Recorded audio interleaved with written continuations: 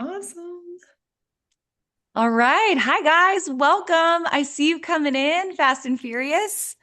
Okay, as you're coming into the room, you guys, so happy to have you here. Say hello in the chat. I would love it if you would introduce yourself, your store, where you're from. Let's kick this thing off right. Let's see who's here today. Jump in the chat, introduce yourself. Again, where you're from. Tell us about your store, what you sell. We have lots of members of our team in the chat today ready to help you guys and answer questions, give you support. And part of our goal is we want you to meet one another today. I want you to meet as many people as you possibly can in the chat today. All right, we also have a poll to kick it off as you're coming in today. We've got lots of people coming into the Zoom room really fast. Ooh, just about dropped my microphone here, Sarah. So let's kick it off with a poll. What kind of business do you have? You should have a poll on the top of your screen. Let me know if you can hear me okay as well, you guys. Everybody's coming in fast. I love it. Some fast typers. A furniture store. Awesome. I like it. A Wisconsin girly.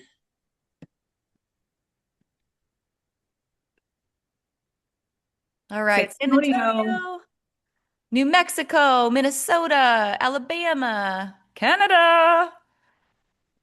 Oh my gosh, this is fast. Naperville, Illinois, I just saw. Idaho, Ohio, Florida, Pittsburgh, Oklahoma.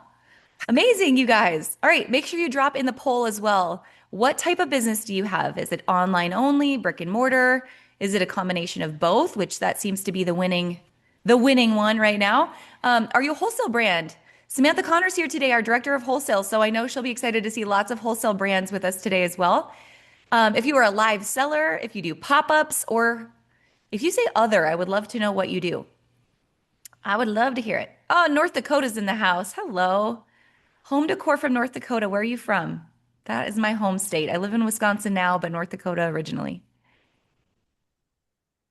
Okay. Burlington, Wisconsin. I see you. Lots of Wisconsin folks. Special occasion from Wisconsin. I see that. Verona. Verona. Oh my gosh. Hello. Mel from the UK. Amazing to have you here.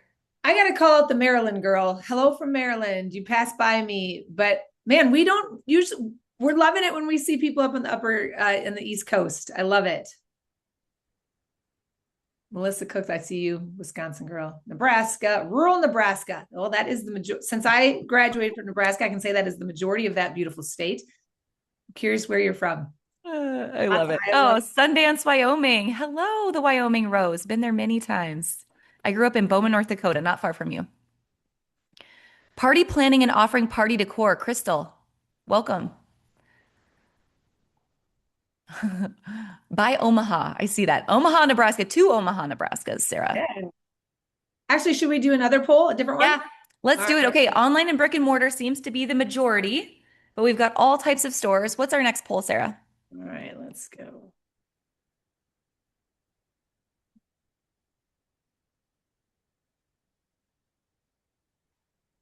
Here we go.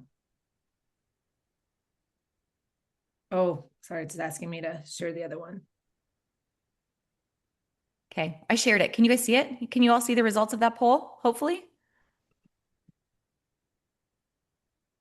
Yes, perfect. All right, couple more polls to get started, you guys, as everyone comes in. Amazing to see so many of you this morning. As Sarah's sharing that poll, I mean, happy Tuesday. We are finally to a week of the year where we know what day it is. Yesterday happened to be the Mondayest Monday of the year. That is a proven fact. Welcome to 2026. But now we are kicking it off right, you guys. I'm so glad you guys made the choice to be here with us today. This is one of our favorite events of the whole year. So excited to spend it with you. Actually, I think we have to stop sharing the results of that other poll before I can Oh, log. no worries. Okay, There let we go. me let me close that one. You share the next poll. Hello from New Jersey. I see you. All right. Lots of New York folks. I see you. Is it Corray? Is that how you pronounce your name? That's beautiful. Boulder, Nevada. Lancaster, Pennsylvania. North of Houston. All right. Is it working, Sarah? There we go. Here we go. Okay, guys, how long have you been in business? Next question. Not opened yet, under 6 months, 6 months to a year, 1 to 3, 3 to 5, 5 to 10, 10 plus. Oh, you guys are coming in fast and furious. Okay. We've got a few new people. I see you 60th guys. Maybe. anniversary. Wow. Did you see that? Uh-uh. Pete Anderson, 60th anniversary this year. Oh my Round goodness. of applause. 60. What do you sell and where are you from? I would love to hear more. Tammy, 17 years. That is amazing. 21 years. Couple Oh 21. man, 60 years is amazing. You guys, this is so awesome. This is like if you're I'm going to start quoting movies already, Sarah. Okay? Name that movie. Are you ready? Samantha Connor, maybe you can. If if you ain't living, you're dying. Anybody? Andy Dufresne, next hint. Okay, the movie is Shawshank Redemption. The point is, if you're not growing, right, your business is dying. And so the fact that so many of you are here that have 38 years, Melissa, that's amazing. Kristen, 21 years in Scottsdale. The fact that so many of you are here and you are that seasoned in business tells me that you're committed to long-term business development, personal development, right? Our business is only as small as it's going to be today. It's a living, breathing thing. It's always changing. And that's why I love, Best Year Yet and what we do in the Boutique Hub so much is because our business is always evolving, our industry is always changing. Literally, with the launch of Andromeda and so many things that happened in the last year alone, we can't operate like we did a year ago. All of us are forced to change. So the fact that you guys are showing up with that much experience tells me you're on the right track. That's awesome. And I want to shout out the 17 brand new ones, not opened yet. There's 17 of you guys in the class right now. I want to give you a shout out and say, good job getting here. Planning ahead, right? We talk to so many retailers all the time that say, oh my gosh, I wish I would have known about the Boutique Hub when I first started. It would have saved me thousands of dollars of mistakes. And that's what we are here to do, is to help you guys mitigate risks, seize opportunities, get started on the right foot, or change the direction if you're headed down the wrong path, right? You don't know what you don't know. And you guys will hear my story in a little bit, but I just want to let you girls know, or gentlemen know, that are just getting started and under 6 months. We see you, and 6 months to a year. You guys, good job. Way to put it in. Thanks. So awesome. So good. I would love to know in the chat how many of you that are over a year old or over 5 years old, how many of you have had a significant pivot in your business? Tell me that in the chat.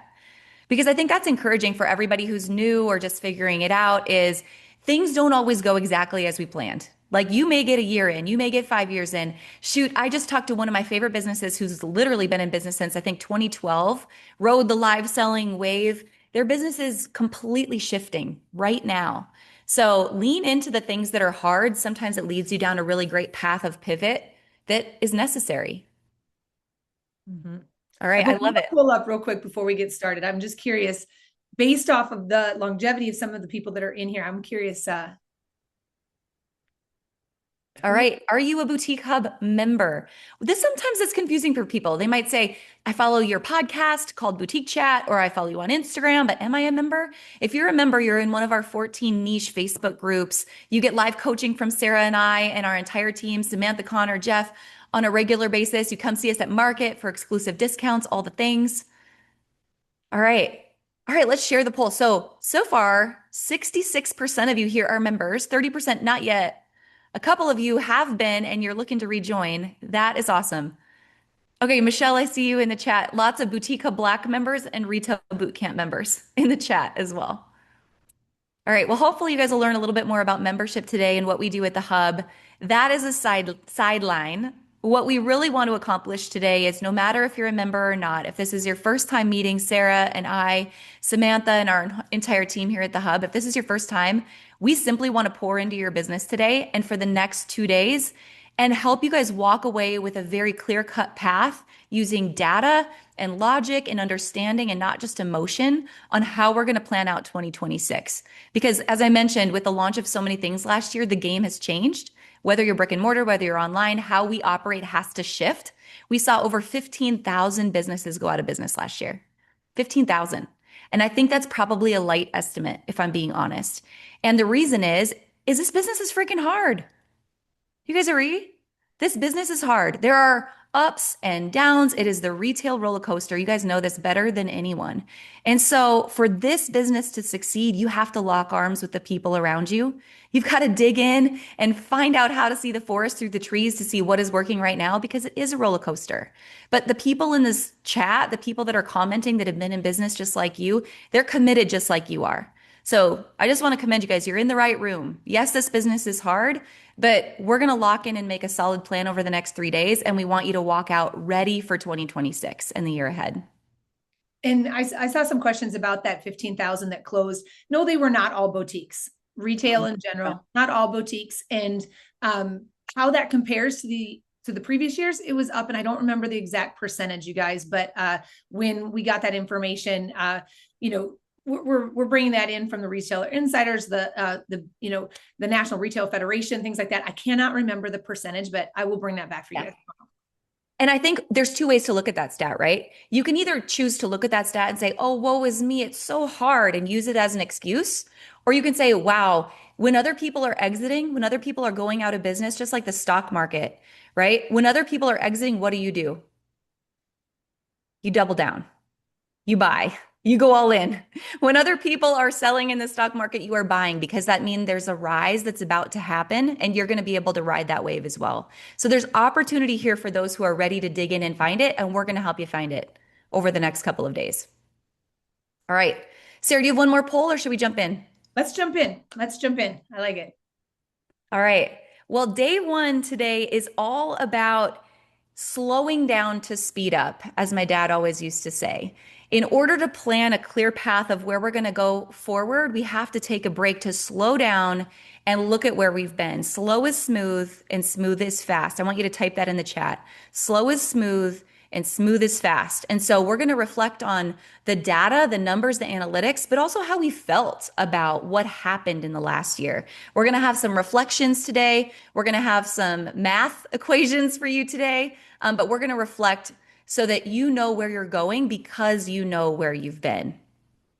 All right. So as we get started today, Sarah's going to kick us off here in just a minute, kind of to start reflecting on the last year. But as a reminder, over the next 3 days, we love giving things away to you guys. So there's going to be lots of giveaways. If you have a chance, if there's something that pops out to you today that's an aha moment or something you're going to put into use, I want you to take a picture, share it on Instagram at AJ Alderson and the Boutique Hub. And the question of today is, what is your word of the year in 2026? So we're going to announce all the prizes. We've got a year of retail boot camp, membership, Boutique Hub Black. We've got planners. We've got a Dyson Airwrap, of course. Who doesn't want their hair done? Even some of the guys in the chat, including Chris on our team, is like, I'll take the Dyson era. But we want to just give these prizes away as a thank you guys for showing up, participating. You've got to be here in order to be eligible. So take a snap, share it on Instagram, and let us know what you're getting out of the next couple of days together. All right. So share that word of the year when you share that picture on Instagram. All right. So again, Best Year Yet is all about how we kick off the year together. We do this twice a year, big events like this. We do Best Year Yet, and of course, it's always in a J month. And then coming in June, we do another big event like this. It's completely free called Summer School. And I think it's our time for our entire industry to come together, to connect, to kind of reset, refocus, refresh, and really talk about, from our vantage point at the Boutique Hub, seeing thousands of your businesses on a daily basis, what's working and what's not, where do we need to shift in order to be more effective in the next 6 months going forward. And so, Sarah, let's start with some introductions and then you'll kick it off with a story. Sarah, tell us about your coaching. Okay, awesome. Hey guys, I'm Sarah Burks. I'm the Director of Partnerships and Education here at the Boutique Hub, and I've been here since 2017. Prior to that, I had my own store for many years. I started in retail way back in the 90s. In high school, I was the OJT girl. I'd leave my high school and go work at a ladies' apparel store during lunch hour and do all the things. And I just worked my way up, eventually bought that business, expanded it, and online, multiple locations. And long story short, in 2017, I was a member of the Boutique Hub when Ashley first got started. And in 2017, she talked me into coming to work here as the Director of Education. And so here I am. I do a lot of one-on-one coaching. I teach retail boot camp with Ashley, Best Year Yet, Summer School, all the things, a lot of the training library resources that you guys see. I, putting brain power behind those, ultimately trying to help you guys mitigate the risk, like I mentioned before, see outside the four walls of your business, right? Whether you're brick and mortar or online, like I know what it's like to just head down, work all day, and you look up and you're all of a sudden like, wait, what happened? There's a new algorithm for Facebook. There's, a supply chain issue in China. What's happening? Why am I not getting my things? Because you're just working on the daily. And that's where I like to come in and help be your eyes and the ears in the industry. And you guys, you'll find out there's nothing I hold back. People tell me I speak very matter of factly. I speak in analogies. I love telling stories to help me better understand a situation. I hope, I know a lot of people learn that way. So you guys, as members of the hub, you've heard my voice so much that when I walk around market, I hear people say, I hear Sarah somewhere. And that's a good thing. That's a good thing. I love helping others. That's why I'm here at the Boutique Hub. And that's why I'm so jacked about Best Year Yet and kicking it off with you guys today. I love it. Pass the baton to Samantha. You're up. Hey guys, my name is Samantha Connor and I'm the Director of Wholesale at the Boutique Hub, and I've been here for almost 5 years.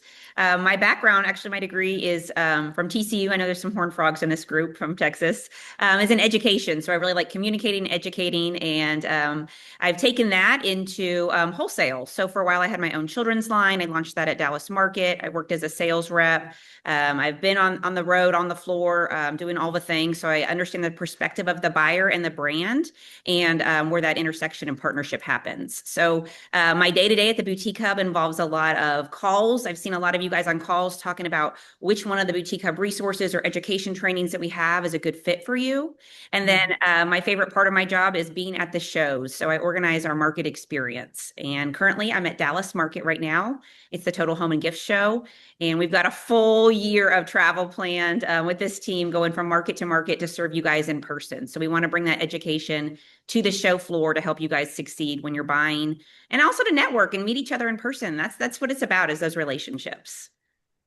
I love it. That's probably one of my favorite things, Samantha, about your role. And if you guys have a chance to see Samantha in Dallas or Vegas or Atlanta or any of the markets, you facilitate community every single day by, bringing members, non-members, friends, just people in our industry together to connect and learn and grow from one another. And that's what the Boutique Hub is really about, is community over competition. So you guys, if we haven't had a chance to meet yet, my name's Ashley Alderson. I'm the founder here at the Boutique Hub, and I started the Boutique Hub back in 2013. It's been a minute. And back when I started, community over competition wasn't something people talked about. And frankly, I don't know, the gal who's celebrating her 60th anniversary, I'd love your opinion on this, but I don't feel like there was a lot of community over competition back in those days. There was a lot of traveling to market and kind of feeling like, oh, I'm going to pull my racks and place my orders, but I don't really want my neighbor to see what I'm buying, because it was more about competition being across the street, right? Competition being a threat to one another. And before I started the Boutique Hub, I actually worked in economic development. And when I worked in economic development, I was in a small town in North Dakota. I ran 4 cities and a county's economic development firm.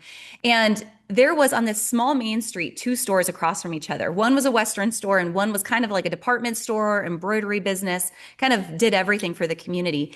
And soon the Western store announced they were going out of business. And when that happened, a couple of days later, the department store came into my office and they were like, Ashley, you've got to help us do something. We have to find someone to fill this space. We have to find another, apparel store, retail store to go into this space. And I was kind of dumbfounded when they came in and asked me that question, because I thought, wow, you could pick up their lines. There's more shoppers for you. You have the ability to expand. And they were like, no, you don't understand. Wherever 2 or more like businesses come together, we become a destination. And that was like light bulbs went off in my head. And so my perspective on business and retail specifically was forever shifted. So when we started the Boutique Hub, that was always the idea, is the more the merrier, right? The more retailers we can put in the same space, no matter who you are, what you sell, where you're from, we have the ability to learn from one another and grow our industry, because together we can create more shoppers. We can create more people who are going to choose to shop independent retail over Shein and Temu and Amazon and Nordstrom and every other big box store in the world. We can choose to support each other so that people support small businesses. So that's what community over competition is all about. And that's what the Boutique Hub is all about, is providing community, providing education, providing discounts and resources and all the things that we know can help really strengthen your business on a daily basis. So that's where Sarah and Samantha and Jeff Fenn, who you're going to meet in 2 days. And everyone on our team is in the chat today so that they can help you live in community over competition, and learn more about how we can work together in this industry. And again, that's what we do every day here at the Boutique Hub. Mhm. All right, let's jump into it, you guys. In order to look ahead, we first have to look back. Sarah, why don't you kick us off?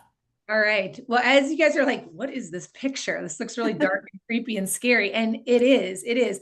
I first want to remind you guys, you did get a Best Year Yet workbook in your email. If you have that, we'll be going through that today. This is homework for you. But ultimately, what we're doing right here in this picture is we're driving a car, clearly, right? I mean, doesn't this look like the easiest little car to drive? There's not a single light on. It's dark outside. I don't think there's any headlights. And you're in the driver's seat.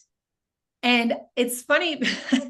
People are like, I know what kind of car that is. But it's funny because I saw some people in the chat. I was looking at that while Ashley was speaking. And I'm guessing a number of you guys feel the overwhelm and the anxiety and the fear. I saw fear in the chat a lot as a common word of running your business like you're running it similar to driving a car with a headlight out and no dashboard illumination, and it's dark outside and you don't have a GPS, and you're just trying like heck to know where you're going, keep it on the road, stay between the mayonnaise and the mustard, right? Keep it in line. And then all of a sudden, what happens? Something falls on the floorboard that you really need. And you need to take your eyes off the road. You need to go ahead and reach down and grab that. And you come back up and it's like the world has changed, right? All of a sudden, your Facebook account is hacked and you're shut down. All of a sudden, Facebook's algorithm has completely changed. All of a sudden, your Main Street decides to rip up the store in front of your business and they're going to do a 5-year project. Surprise. All of a sudden, your staff that's been with you for 2 months, 2 years, 20 years, whatever, has decided she's retiring, she's done. All these things. It's like you take your eye off the road 1 second, you come back, and it's crazy. And fear does get us. And I see you guys in the chat, you understand, you're going along with this, right? You see the stress of it. In order to plan our very best year yet, we do have to look back. We have to look back at 2025, and we have to look at actual things that really happened. If you focus on how this picture makes you feel, it's going to feel bad, right? It's going to feel bad. And you can look at this and all of a sudden get yourself in a pretty deep hole. So what we want to do is not be like optimist all the time and you rah, life is great. This is actually a really comfortable picture to be looking at. No, it's not, right? But there's tools, there's resources, there's people that can help you fix this. So all of a sudden the lights come on, the dashboard's illuminated, right? Like you feel more comfortable in the day-to-day. So I hope that picture kind of paints a little bit of what we're, as we're talking about getting yourself ready for the very best year yet going forward. And there's a better way than driving around in the dark, everybody. There is a better way. And Ashley, I'm sure you can attest to this, as you did drive around in the dark for. I found this picture. I couldn't find the one that was on my phone, but literally this happened to me recently. I traded off. I had a Tahoe that I was driving for a while, and it went through 4 computer chips. And the dashboard completely went out literally 4 different times every time the chip would fail. And there is nothing more scary than driving in the dark. It's also illegal. If I do, mention it's illegal, but there's a lot of people flying around in the dark in their business, just running it kind of on a wing and a prayer, and running it based on emotion, and running it on just being a little bit bigger or better than we were yesterday, but not with a real gauge of what's working and what's not, and what is the data actually telling us in our business. So Yeah. Sarah, did you have some polls that went along with this? Like just on how do people feel? Like, was this you in 2025, or did you feel like you had a solid plan, just to kind of gauge interest in the room? Yeah. Here you go. I'm curious about this. How did 2025 feel overall? Feel like you're winning, surviving, stuck, chaotic, disappointed, excited? This is 2025. Looking back. A lot of surviving is showing up. A lot of you were just getting down the road. A little surviving, a little chaotic. We do see some winning. I don't want to discount that. There's some winning for sure. Excited. There's several of you that are excited. But yeah, it was an odd year, wasn't it? Surviving. There was a lot of ups and downs. I mean, we kicked off the year with all of the tariffs, all of those things that were happening. It was creating a lot of up and downs a roller coaster, someone said in the chat. That's absolutely how it was for a lot of people. Yeah. All right, let's look at, I'm curious what your biggest struggle was. So because of that, like what were some of the biggest struggles that you faced in 2025? Cash flow, consistency, team, content, inventory, traffic. We're touching on the majority of these things this week in this Best Year Yet challenge together. Man, cash flow. I love that you guys are saying that because literally we are going to talk about that and give you a formula for that today. People seem Consistency. hesitant to spend. We're going to be talking about that. Yeah. Yes. Yep. Consistency. Okay. Systems, processes. Absolutely. We're going to cover that this week. Team, content. Man, Andromeda forced you to come up with content on a whole new level this year. If you haven't made that shift yet, day 3, that's what it's all going to be about is content strategy and what is happening with marketing this year. And that goes hand in hand with traffic. Yeah, traffic is the second biggest one here. So cash flow, consistency, and traffic. Oops. Looks like one poll. I was trying to put together another poll, and it's saying it's presenting. So we can just move on, Ashley. Okay. All right. Well, we've got a gauge of where we were, so let's talk about where we're going to be going. All right. So what we're going to be covering over the next 3 days is, again, we don't want to rely on our emotions alone. We want to figure out what's working based on the data and the dollars. We're going to review what worked, what didn't, all before digging into our 2026 goals. And we're going to have the data to back up all the decisions that you're going to be making in the new year. So, Sarah, this is something interesting. You and I talked about this quite a bit. What we saw just as feedback from lots of you in the last year, why was 2025 the way that it really was? And it was because we saw shoppers waiting longer to buy for a variety of reasons. And tell me in the chat if you feel like this is true for you. There was definitely margin pressures. A lot of you were holding on to margin because of shoppers waiting longer to buy, because they were a little bit more price conscious this year than they have been in the past. You probably had a wonky markdown strategy, right? That if impacted your margin a little bit. Many of you, especially those of you in home and gift, saw inventory delays. And that still isn't completely fixed, right? That's still kind of trickling through the supply chain. We saw events and experiences gaining major traction this year. I'll shout out one of our mastermind members, Ashley. Her whole business is based on events and experiences because even when people don't have money to spend on, wants more than needs, they are still willing to spend money on something that's an experience. And for you, that's a huge perk because they're going to remember your brand because through an experience, you created an emotional connection with them. So that was a huge gain this year. I'm curious if you guys did hat bars, shoe bars, charm bars, perfume bars, temporary tattoo bars. I mean, we've kind of seen everything and then some in terms of experiences this year. And we also saw loyalty programs becoming a bigger and bigger driver of repeat sales because I think the more noise there is in the marketplace, the more consumers want to feel like, oh, this store gets me. This is my store. These are my people. And we've always said the riches are in the niches. And I think that's so true in retail. The more you niche down and decide this is who I'm for, it repels who you're not for. And that's okay because it's going to drive that repeat business and that loyalty. And in a lot of cases, that creates savings for customers. And we also saw this year's social media reach being highly unreliable, forcing not only diversification, but for many of you, ad spend. We saw about 500 of you jump into Boutique Hub Black, learn how to optimize your own ads, and leverage that channel of not just working for organic traffic, but having guaranteed paid traffic as well. All right. So as we look ahead, Sarah, let's talk about this. The numbers have to tell the story, not our feelings. We have to have the dashboard in that Corvette. We can't just drive based on how fast we think we're going. We have to actually know where we're going. Yeah. So this is one of those things that we built into our membership and these retail calculators. And in the chat, let me know if all you Hub members, if you're using these retail calculators.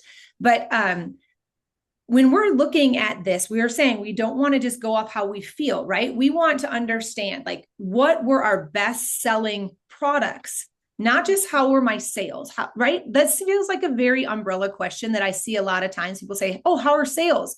Great, they're up. And then I'm like, tell me more, right? Like what's up? What products are up? What vendors are up? What seasons were up? What sizes were up? What colors were up? Those are the kind of things. Because Really hard to believe that everything's up, right? Really, really hard to believe that absolutely everything over week after week in your store is up, right? If it is, congratulations, but just guarantee pretty soon it's not always going to be that way. You're going to have some downtimes. So when we're looking at this, we're thinking, what are our top performing categories? What are our top performing sales channels? Why is this important? I need to know where I'm going to spend my time going ahead into 2026. So when we look back at 2025, and we're going to use our calculators inside our membership, and this is the gross margin calculators, just our ROI calculators, and then the gross margin ROI calculators, we want to know, like, where do I need to spend my time? And when I get off the plane and I go to Vegas here next month, or I walk into Dallas Market Center with Samantha right now, and I've got my credit cards or I've got my budget, and I need to know, where do I go first in 2026? What am I learning from 2025? Something else that I think is really overlooked is the best months or seasons. This is something very important, because a lot of times retailers can say, oh, I had, J months, they suck for me. Well, I also work with a lot of stores that are like, bring them on. Your loss, my gain. J months are amazing. I do really well in J months. But if you were to just listen to maybe the masses to say, oh, well, J months, apparently those are going to be bad, so I'll just take my vacation. And all of a sudden you look back and you're like, crap, 2025 January was the second best month I had all year. There's a story to be told there. Because I guarantee you, what really happened last January, as you guys are sitting there today, it's an afterthought. That was 12 months ago. I know when I was in retail, if I didn't write it down in my planner, if I didn't live by that data, what I thought, what I felt in my head, it was probably not the reality, because a lot of time had passed since then. So this is something I really want, and I see the girls dropping it in the chat for the link for the calculators. You guys jump in here, experiment, plug your numbers. We have a whole slew of calculators built for you. The gray you plug in and the pink it spits out. So this is your guide to directing you on making better decisions going forward. I've got a few case studies we're going to talk through here in a second. But the whole point of this is to understand, in business, we're going to have to make discount decisions. Amen. Who here in the chat did not, anybody discount over the last 25 or in 2025? Anybody discount products? Yes, of course you did. Of course you did. Now, here's the thing. And I bet this is maybe the second or third time you guys have seen this. And I say second or third because all you Hub members, you've seen it. I've been dropping it in the group. I did a live about it the other day. Discounts are important. They drive business. We know that. They drive excitement. They drive demand. But are all discounts the same? Absolutely not. Do we discount for the same reason all the time? Christy, I see you in the comment. Absolutely not. No, for sure not. Melissa, no, you can't. So when you're looking at 2025 and you're thinking about what worked, what didn't, and you're looking about your discount strategy, and how much you gave away, we're going to look at a case study here in a second. I want you to think about, like, what was the reason I discounted those items? What was the reason I ran a sale? What was the reason I did this promotion? Now, this slide is really important. And I do encourage you guys, take a screenshot of this, print it out, have this in the back of your mind. The next time you're like, just put it on sale. Have this in the back of your mind. And we go into this a way lot deeper in Retail Bootcamp. So today it's pretty high level, but here's the thing I want you to take away from today. Let's talk at level 1 discounts. This is where I see a lot of people right now taking action. And the week after Christmas and up even to this point, it's honestly almost like a panic discount. And it's the business owner saying, store-wide, slash the prices. Just, we gotta create cash. Just store-wide discount. You know why they say it? And you guys, I used to do this. I'm going to say, I used to do some store-wide discounts back in the day until somebody basically slapped me upside the head and said, what are you doing? You are literally selling the diamonds with the dirt. You are discounting the most important pieces in your store. A lot of my new arrivals, just because it's easy for you to tell your staff members, just do 25% off store-wide. Be done with it. So simple. We don't have to make a sign. We don't have to make multiple graphics. We don't have to segment the store. We don't have to make new collections on the website. Just, I'm over it. 25% off. All of it goes. Okay, that was a panic. And I lost a lot of money doing so. And what I did was I created a lot of my shoppers to be like, well, I guess she just runs sales on all our new stuff. I don't need the old stuff, right? So that won't spend a lot of time there. But then the second one is the traffic driven discounts. So these are a little bit more strategic. This is a great way to, increase a little bit of excitement. This is a flash promo, limited time offer. I would always encourage my girls, if we were really slow and they knew the dollar amount we needed to reach by the end of the day for our daily average, if we got to 11 o'clock in the morning and we were not on track, right? I'm like, hey, is there some traffic driven discount that we can run? Is there something that we can be doing? Do we need to get on the phone? Do we need to do something on social? What might it be, right? What can we do over the next 6 hours of business to generate some excitement? So it's traffic driven discount.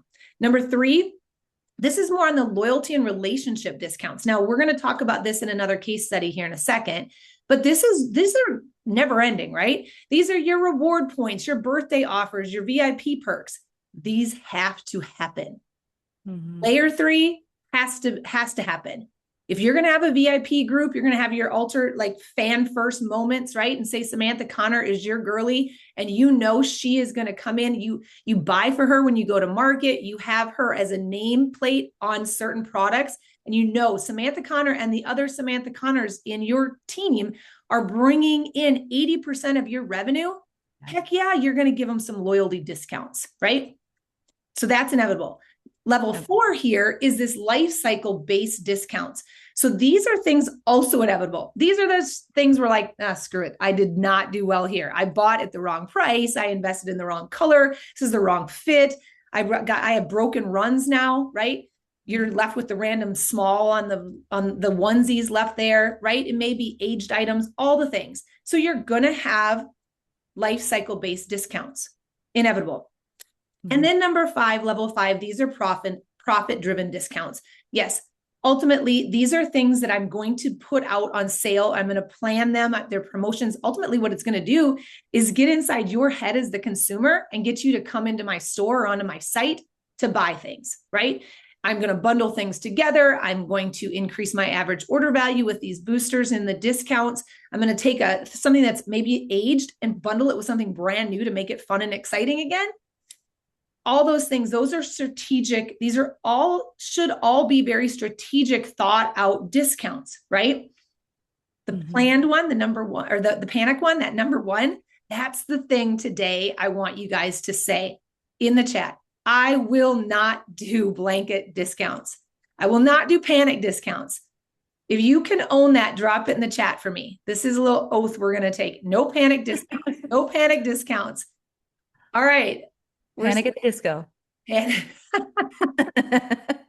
All right. We're on the same page. I like it. Okay. And again, this pricing strategy is something we really have to hammer out inside a bigger discussion. And that's why I say more of this comes in Retail Bootcamp, because we have 3 days together, guys, and we're going to cover a lot of things, but I just want you to know, this is what we do. This is what we see happening in retailers. And this is where we want to grab you and say, get in a room with us. Let's talk through this. Let's recognize where the issues are and where you're maybe losing money. So let's move forward. And I want to kind of chat through some of these things. Now I've got 3 different stories for you guys today. And as you guys are listening, just know this is recorded. So you don't have to be pencil scratching a ton right now. Just maybe listen and let these kind of things sink in. So here's the story. These are all based off retailers I've been working with over the last year. And I constantly hear this. I'm selling so much, so why don't I have any cash? Does anybody feel this way?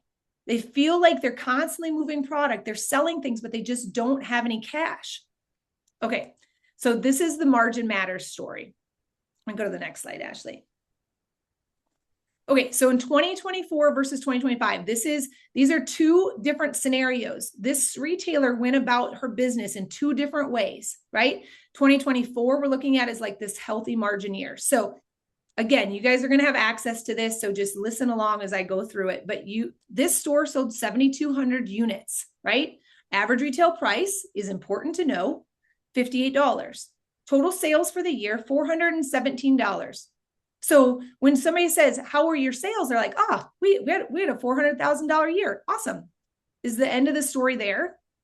No, it is not. It is not there. Okay. Now this store really wanted to focus on margin this year. So their average discount was just 12%. Okay. They're selling a lot of items at full price. Fantastic, right? Margin before discount, 58%. Margin after discounts, right? 51%. Gross profit here, gross profit then is $212,000, sorry. 213, we'll round up, we'll be generous. Okay. So that's what they're focusing on. That's what a real CEO of the business is focusing on. They're not just looking at the total sales. So when we look at this discount dollars given away, what are we looking at? They gave away $50,000. Now we've got to give away a little bit to make some. We all know that. Like I just said, those discounts are expected. That whole pyramid lays that out for you. Now let's move on and let's look and say, okay, so that's how this retailer targeted 2024. But in 2025, they went through this whole thing. They're like, we want higher sales. We want more sales. We've got to get our sales up. We've got to get our sales up. We get our sales up, Sarah, and we'll have more cash in the bank. So they went through this whole thing. Look at, yes, they sold more units. Their average retail price was a bit more.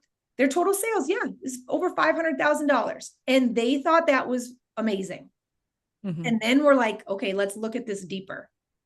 Well, their average discount was 27%. Let's just, for time's sake, let's fast forward all the way down here and look at the margins they kept, but then the dollars they gave away, $135,000. So fast forward, go to the next slide here, and we'll kind of see where this breaks out. So total sales looks like a win in 2025. Looks like a win in 2025. Gross profit, look, it's just a little bit flat. Really big of a deal, right? But here's what the problem.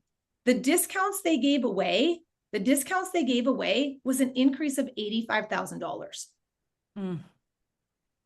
That's money that when we went back and looked at their discount plan, there was a lot of panic discounts. Why? Because they just wanted to make those sales.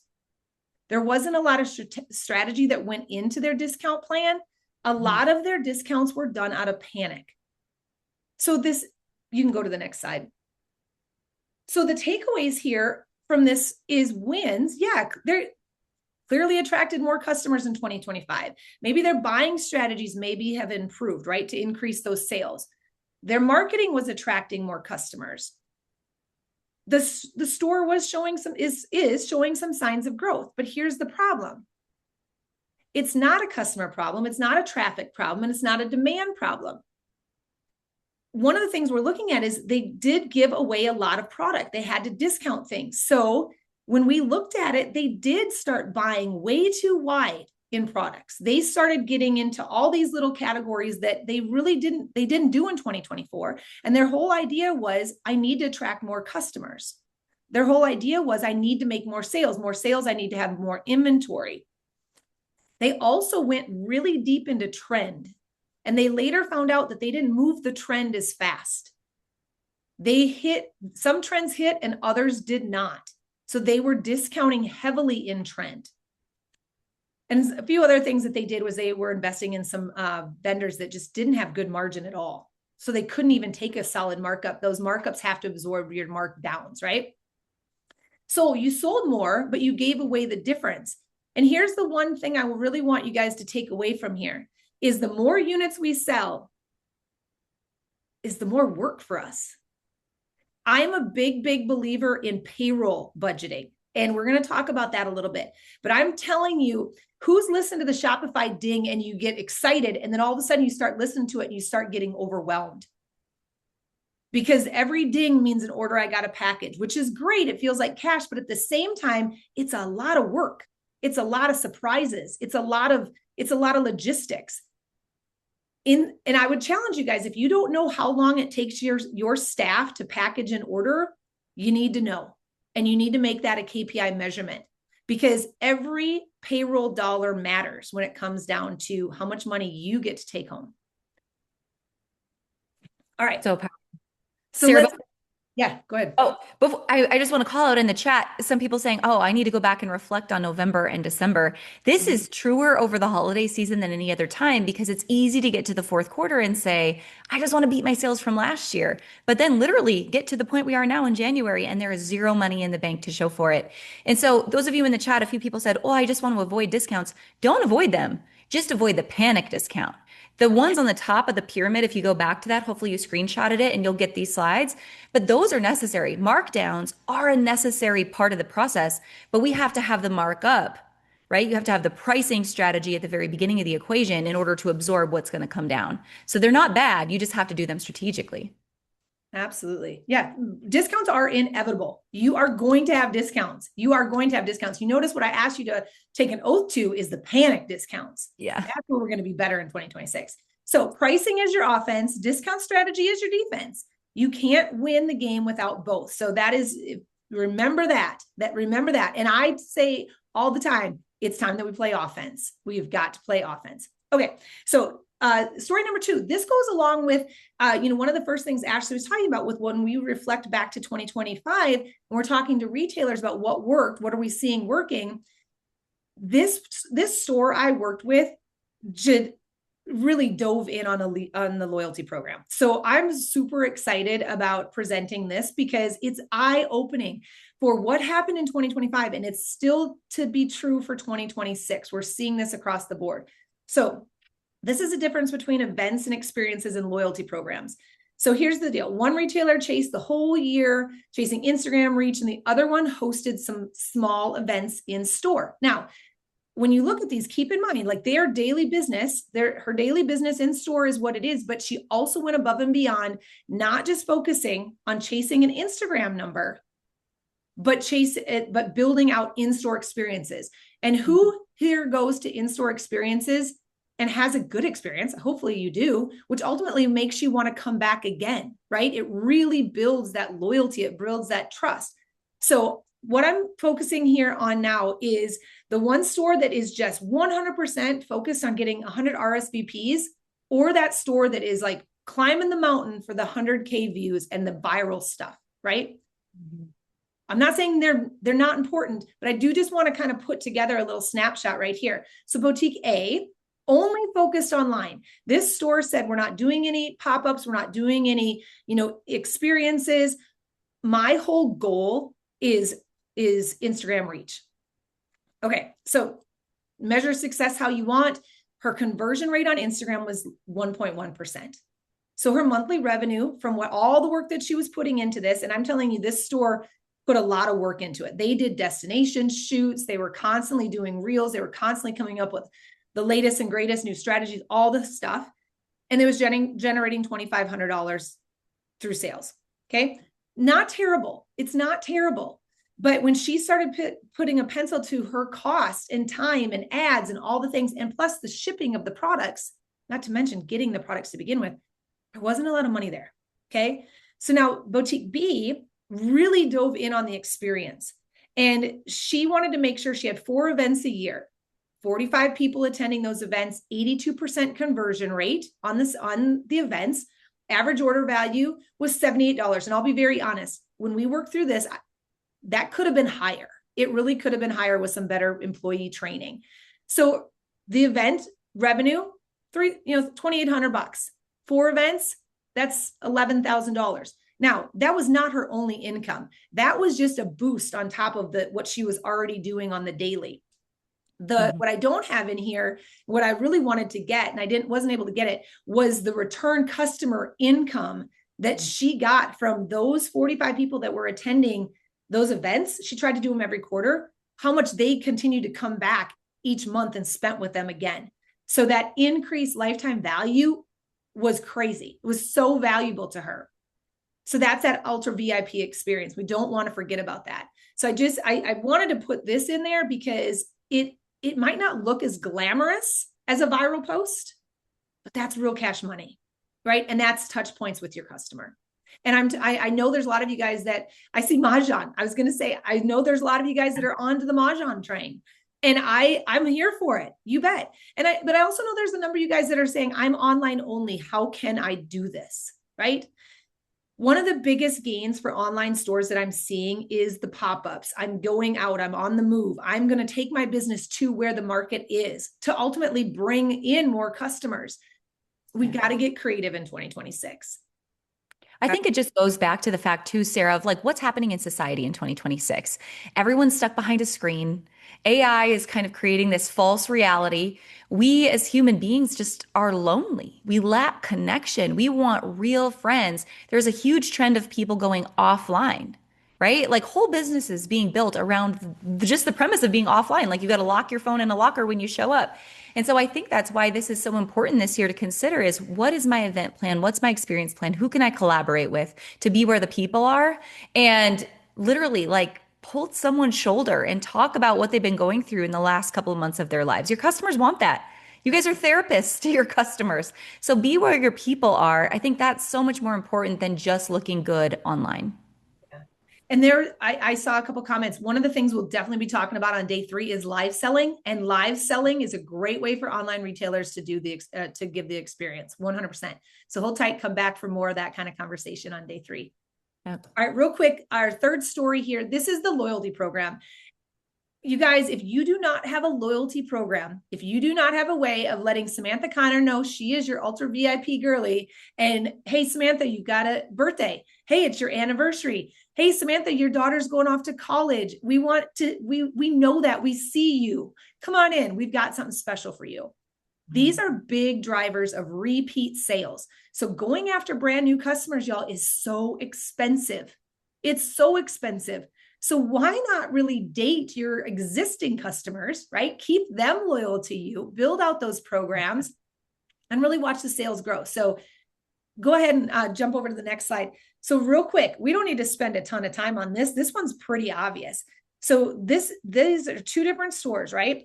Without a loyalty program and with a loyalty program, or not 2 different stores, sorry, 2 different seasons.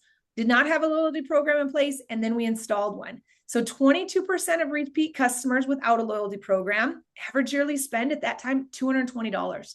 Jump a gear ahead. We're like, let's build out a loyalty program. Let's really massage those relationships and date those customers. 38% repeat. That repeat customer is now bringing in $342. That's a big difference.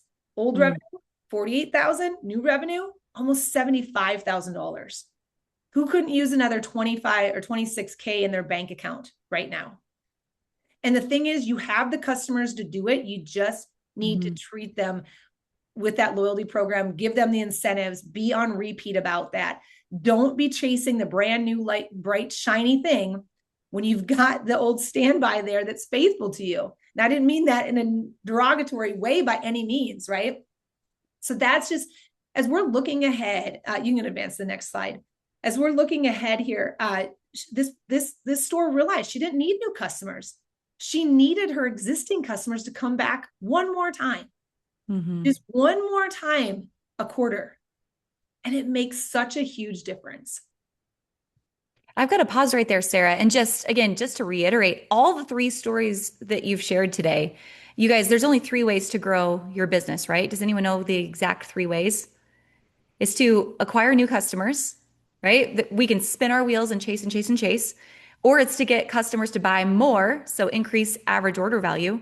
Or this exact example, get customers to buy more often. Like those are the 3 buckets you can pull from. But again, going back to this idea of just going viral online in your story number 2, Sarah, I think it's so common that people feel like I just have to find new. Like I'm constantly chasing new people. When you've got Samantha Connor in your backyard, Samantha, you've really been doing a lot of shopping lately. Here are all of our examples for today. But when you've got Samantha Connor in your backyard, like keep her coming back, increase what she's buying on a day-to-day basis, but then get her back more often. That's huge. These stories were awesome. Which one, I'd love to know in the chat, you guys, which one of those 3 stories do you guys relate with the most? Which one is like, okay, yes, I can focus on that right now, this week, this month. Events. Lots of you focusing on events. Yes, experiences. Loyalty programs. Awesome. A lot of you dropped your loyalty program. If you haven't already dropped the loyalty program you're using, I just added in Smile. I know a lot of Shopify stores are using Smile, but drop in what you're using for sure. All right. These are awesome, Sarah. Awesome. Perfect. Yeah. So the whole premise of story 3 here, growing loyalty is cheaper and more profitable than growing your audience. Is constantly just saying, I need more new customers. I hear that so often. And I just want to if you got on a one-on-one call with me, you've probably heard me say, hold on, what's wrong with your current ones? What's wrong with your current ones? And sometimes they age out, right? Sometimes their life changes and your store is not as important to them as it once was. I totally get that. That's why we do need to replenish. We always need to have new ones coming in. Please do not misunderstand me, but you cannot forget about the 20% that are paying 80% of your bills. Yeah. Oh, absolutely. Spot on. All right. I would love to know as we transition kind of into this next section, moving from just data and giving you guys a clear snapshot of what was actually working and driving your business last year into your goals and planning for 2026. How many of you, when you set your goals, probably a week ago in that crazy in between time, had a sales goal that was on your vision board or your goal list for 2026? How many of you set a sales goal? There was a number. Yes, probably most of you. Okay, how many of you, after listening just to Sarah's last 3 examples, are going to go back and say, okay, I can't just rely on the sales goal alone. I need to have goals that are triggered by leading indicators, by conversion rate, average order value, traffic, or repeat customer rate. How many of you raise your hand and say, I'm going to track more than sales alone? Can we put that in the chat? I'm going to track more than sales alone in the chat. And as we go forward into 2026, you guys, I know it's easy in this business to say, oh, I'm intimidated by the numbers or I don't understand the numbers. There's no reason not to be living in these numbers anymore. AI has made it so much easier. You guys can export whatever reports you have, whatever point of sale you're on, drop them in Chat GPT, say, teach this back to me like I'm a 5th grader, like simplify this for me, help me understand where my money's going. Use the example Sarah just gave, and Chat's going to spit you out some really easy to understand next steps. And literally what Sarah said, that's what we do on a regular basis inside of Retail Bootcamp as well. So yes, I'm going to track more than just sales alone.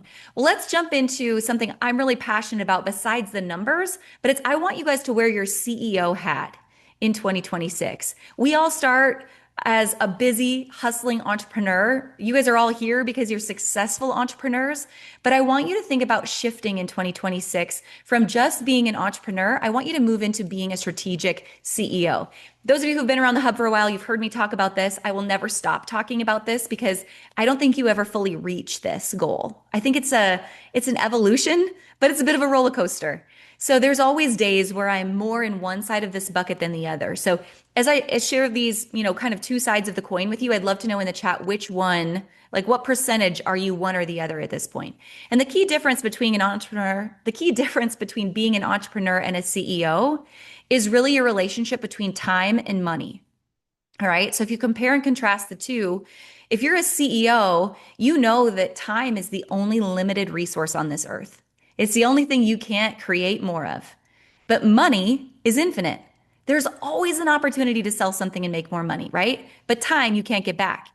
But the trade-off between the two is a CEO is willing to invest what money they have, be it little to nothing, and invest it in order to create more time and leverage by hiring team or outsourcing or asking who and not how.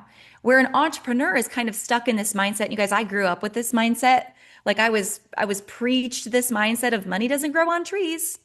Save it, save your money, don't invest it, DIY it, do what you can, keep your money safe. How many of you heard those stories growing up?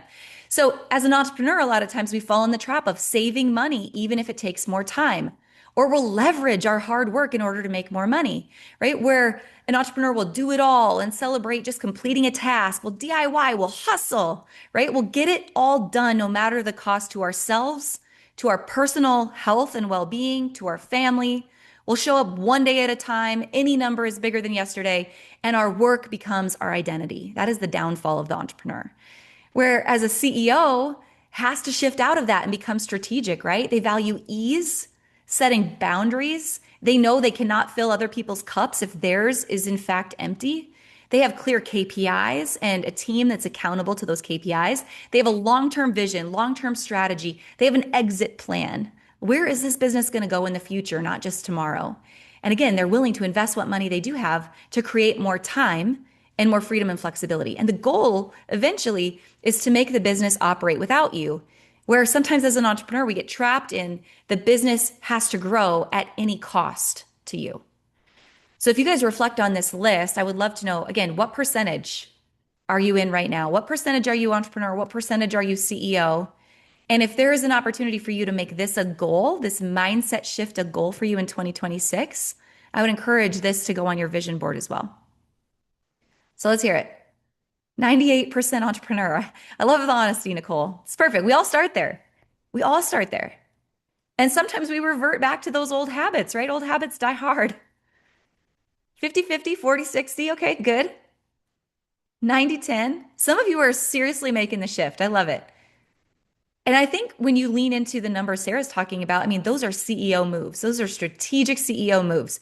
Whereas when we're just focusing on sales alone, that for sure is just the entrepreneur move, right?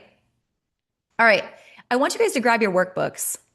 And I believe in your workbook, Sarah, you'll have to help me with what page it is. I don't have it pulled up, where they can take these notes. If you have your workbook or you have just a notebook, I want to pause for a minute. And I want to just do a quick reflection as you're putting on your CEO hat today and you're doing this reflection. I want to look back at what actually worked in 2025 and just jot some quick notes with me, okay?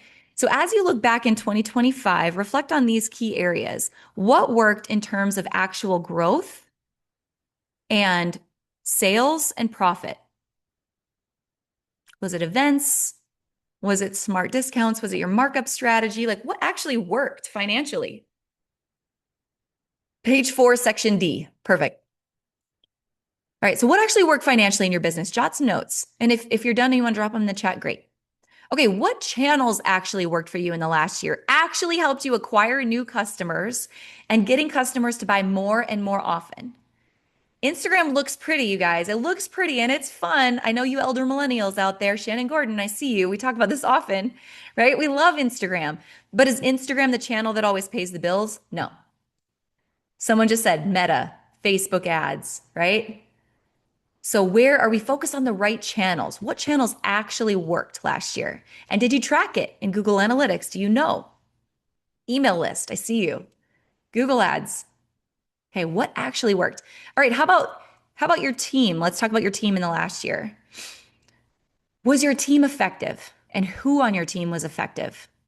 And better yet, if they weren't, how effective were you as their leader? Right? If the assumption is, oh, they'll figure it out, or they should know this, or oh, this generation isn't the same, or, blame, blame, blame, right? There's, one finger pointed at them and there's 4 more pointed back at me.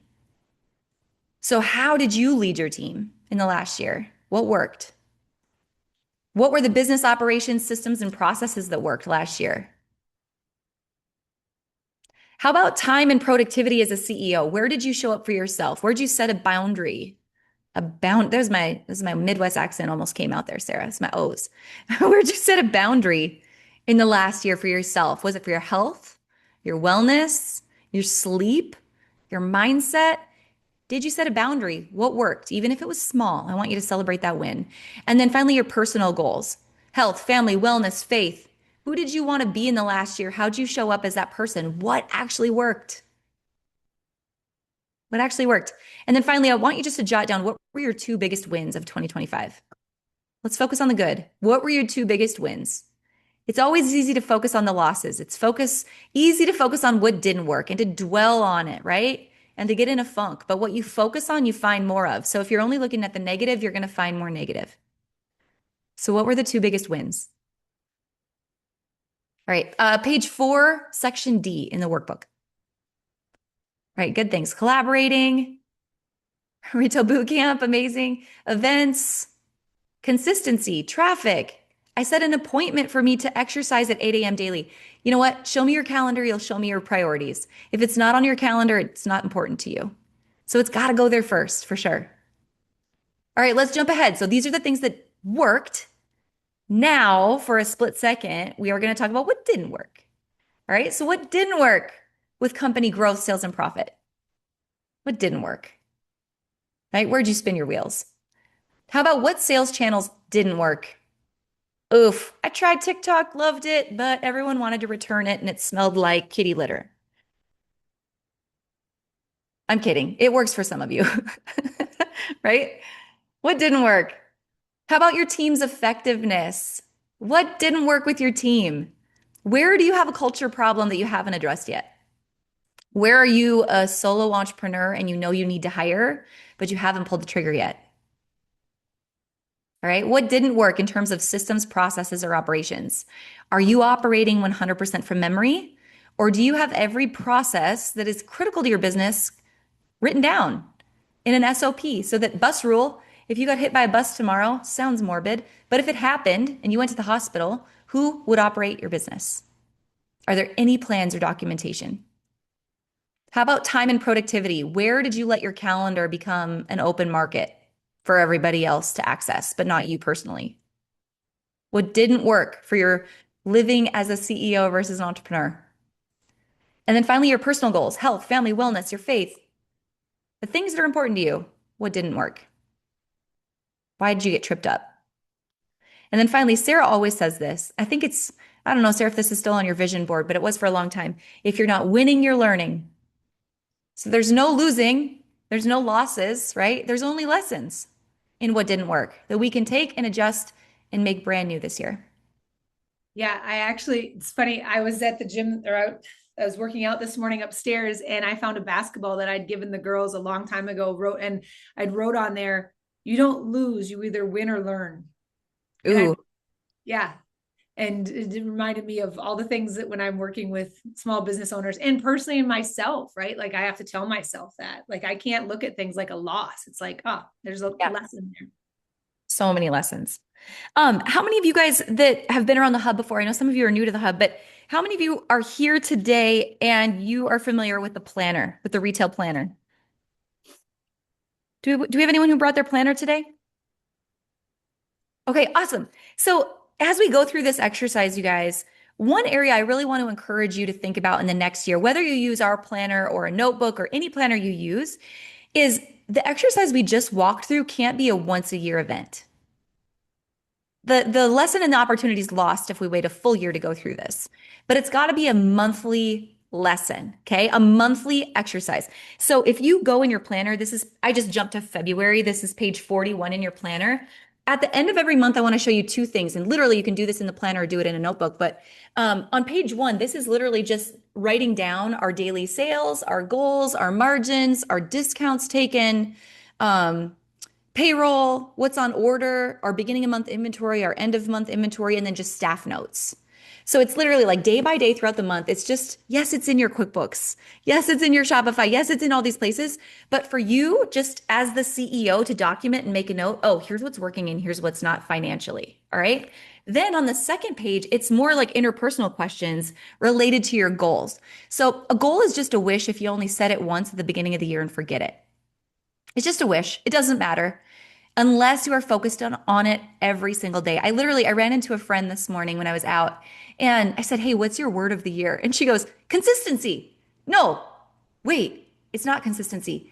And then she came back and she goes, oh, yeah, it's commitment. I already forgot. She literally just said it a week ago and she already forgot her word of the year, right? So if we don't create a space where we can review this on a daily basis, so in a month in review like this in the planner, where we're looking at our goals, we're looking at trend report, what are people buying, what are people requesting, what vendors are working, what vendors are not, what promotions are hard ROI and soft ROI, what promotions brick and mortar or digital marketing are working, and then weather, what is happening with the weather or the year, the society around us, what's happening in the news today that's affecting sales. So if we can reflect on this on a month to month basis, now we are operating from the CEO side of our brain and not just the hustling entrepreneur. All right. Last thing I want you guys to reflect on as we move forward is this 3 questions. Number 1, what do you want to be known for in 2026? The one thing, right? If you walked out of 2026 with one thing, I'm going to be known for being this. Hopefully, it's not just a dollar amount. You're much more valuable than a dollar amount. What do you want to be known for? Who is the person you are going to live as in 2026? I want you to think about this. This is way more important than any other financial goal, right? Second, what are you done tolerating? What are you eliminating? What new boundaries will you set? This is something Sarah and I literally worked on this a bunch yesterday and again this morning. We're doing a book study with the book 10X is better than 2X. And our mastermind is going through this book. And a huge part of 10Xing your life is you can't just 10X everything. In order to 10X one thing, you got to eliminate five things. So you can focus on 10Xing 20% of your list, but that means 80% of it's got to go. So what are you eliminating? What are you saying no to? Where are you, delegating so that you can elevate? What are the boundaries you're setting as a CEO? And then finally, what does a successful 2026 really look like on a day-to-day basis? How do you feel? How do you show up on a day-to-day basis? What daily habits are supporting you? Right? What does real life success look like? And those of you, especially who have been around 20 years and above, I think we could all agree with this saying, and that is that bigger is not better, better is better. So what's your better look like in the next year? All right, Sarah, something that we talk a lot about in Retail Bootcamp and just we operate on it in daily life here at the Hub is Entrepreneurial Operating System, EOS, from the book Traction. Do you want to talk about just this goal setting pyramid? Yeah, for sure. So I kind of reference this in one of my stories about how, our goals within our team, if they reached 11 o'clock in the morning and we were not close to our sales goal, they knew they had action items to take, right?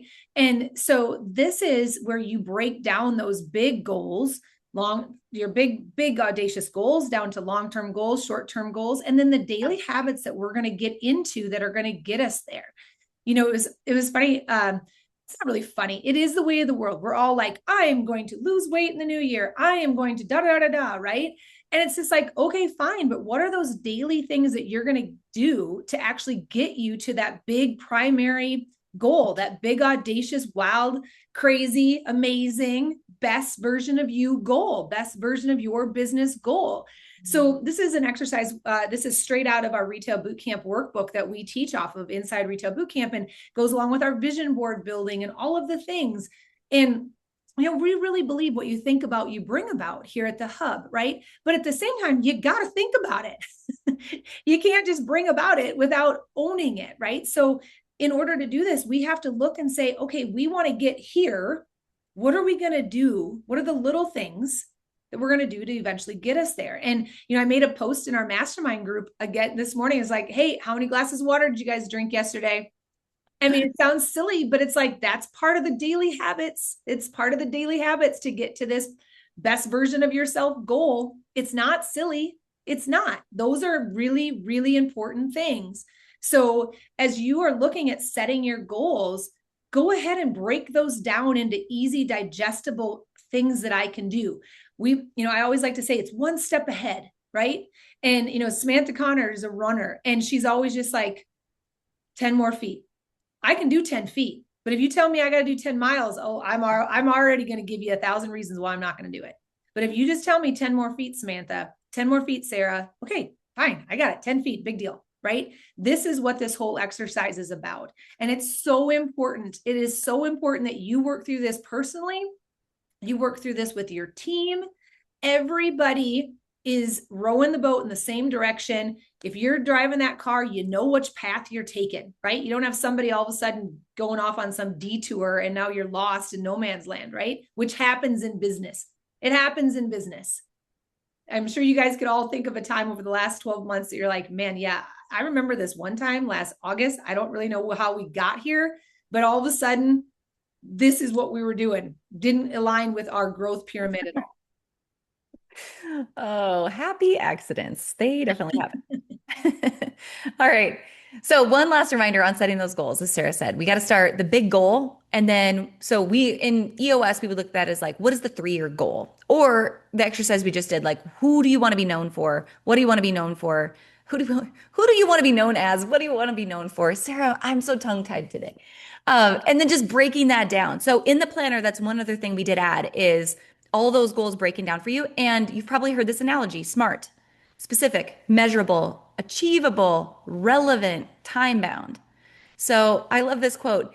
The biggest mistake people make is overestimating what they can do in a week and underestimating what they can do in a year. And you guys, one of my very first mentors in business said this to me. And I think this is so relevant, especially when it comes to financials and all the stories that Sarah shared earlier. And it was this. He said, Ashley, a bad day doesn't make a bad week. And a bad week doesn't make a bad month, right? It won't ruin your month. And a bad month doesn't make a bad year. You just have to get up tomorrow and keep going. So I think that's the truth. Like it's easy to get off track. It's easy to, Sarah, I haven't drank any water yet today, but there's always the afternoon, right? Just iced coffee. But there's always the next one, right? There's always the next one. So that's the mindset that I want you guys to carry into 2026 for sure. Many of you had just mentioned in the planner in the chat. I hope you guys saw that. There is a discount code we wanted to give to you guys special for today. So planner 25 is the code. You can scan the QR code. It'll make it easy. I saw your chats. Caitlin, thanks for dropping that. If you just bought it literally today and didn't get the code added in time, just shoot us an email at Happy People. I know Caitlin and Sam P would love to help you as well. The big planner set is sold out. It is not able to be restocked. So it's just the planner itself or the starter pack that is available. All right. Lots of things that we covered today, Sarah. I got to time check. Thank you guys for still being here. There's still several of you on. As we kind of just finish up for today, something I want to remind you of. If you look down below your Zoom screen, there's a hand raise feature and there's a Q&A feature. We're going to answer as many questions as we possibly can here in just a minute. So if you have questions on anything from today, I want you to drop it in the Q&A feature, and then our team can either type it or Sarah and I can answer it live. So use that feature, start dropping your questions, and we're going to get in there and start answering them in just a second. But first, two things. One, this is your homework, and you'll get a wrap-up email from today prompting you, and I'm going to ask you this again tomorrow. So what is your one word of the year? Many of you dropped it at the beginning. And then what are the SMART goals you're setting in 2026? Sarah, anything you want to add to the homework for today? Nope, I think you hit it. I guess the one thing I would say is take the time. Yeah. Just take the time and sit down with your planner, with your notebook, with yourself, and just stare off into the space and reflect. And tell your people, whoever they are, whether it's your kid or your husband or your staff, just say, hey, I need 20 minutes. I need a half hour. I'm going for a walk. Don't bother me. But I promise this is not an exercise that you can do while multitasking. You can't do it right. Yeah. So that would be my only addition to this homework. I think that's important. Just taking a time for you, like just taking that space. You guys dropping your word. Salty was someone's word of the year. I saw that. I want to call out the salty. Yes, I like it. I love it. Leslie Cunningham, I see you. Tiger time, right? Oh man, that's exactly what it is. Everyone likes the salty. Everyone wants to be a little salty. Okay, so take your word of the year. Make sure you snap a screenshot of what we're doing here today, something that you learned, share it on Instagram. And then we're going to be dropping some giveaway winners as well. All right, so that was the first thing. Second thing I wanted to remind you of, really what's special about Best Year Yet is we love coming together and just teaching and learning and sharing and collaborating for 3 days. But this is also a special time of the year for us at the Hub and for many of you here. How many retail boot campers do we have in the audience today? I don't know if we have a poll for that, Sarah, or you guys can just drop it in the chat how many retail boot campers we have. This is something our community looks forward to every single year. We do it 2 times a year, and that's our opening of the retail boot camp semester. So in case you guys aren't yet familiar with what retail boot camp is, I just want to take a minute to share it with you. If it's for you, great. If you're a returning retail boot camper, you know you have lifetime access, so you never have to pay for it again. You literally just show up and we're going to do live group coaching for the next 6 months together. So it's time to kick off that season. I know a lot of you are chomping at the bit. So all the things we talked about today, obviously you can do it alone, or our literal mission here is we want to do it with you. So the goal is, if you can imagine in the next year, right, you're setting all of these goals for 2026. I want you just to think about what if you had that business in 2026 that's actually thriving and works for you, right? Clear goals and systems that help you hit those numbers. And especially this, I don't know how many of you have super busy families. Like Sarah talked about basketball. Like, man, I am in the heat of it with middle school and high school kids right now. More time for your family and yourself. a business that you run and not a business that runs you. That is absolutely our goal when we work together. So, what's inside of Retail Bootcamp? Well, small group coaching. So, like this, but a much smaller group where every single week, every Wednesday morning at 10 a.m. for 14 weeks, we literally start through the 6 layers of business, which you're going to learn all about tomorrow. And we start dissecting what's working and what's not, and how to optimize every layer of your business through small group coaching. We take a trip to LA. Samantha Connor leads this trip for us in September. And it's just for our Retail Bootcamp and our Boutique Hub Black students. We also are firm believers, both Sarah and I, in it's not what you know, it's who you know, right? Like Sarah and I can only teach you so many things that we feel comfortable teaching you, but we love being surrounded by people smarter than us in every area. So you're going to learn from us every Wednesday in Retail Bootcamp, but then every Thursday, we bring in a guest expert who is like an expert on that topic that we're coaching on that week. So you're going to meet past and present over 100 guest experts. This is all about proven systems and processes built by us, but also literally built by you. Thousands of you who have shared what's working, and we take all of that, combine it, optimize it, and share it right back with you. And then ultimately, those of you in Retail Bootcamp can attest to this, a community of people who absolutely get it.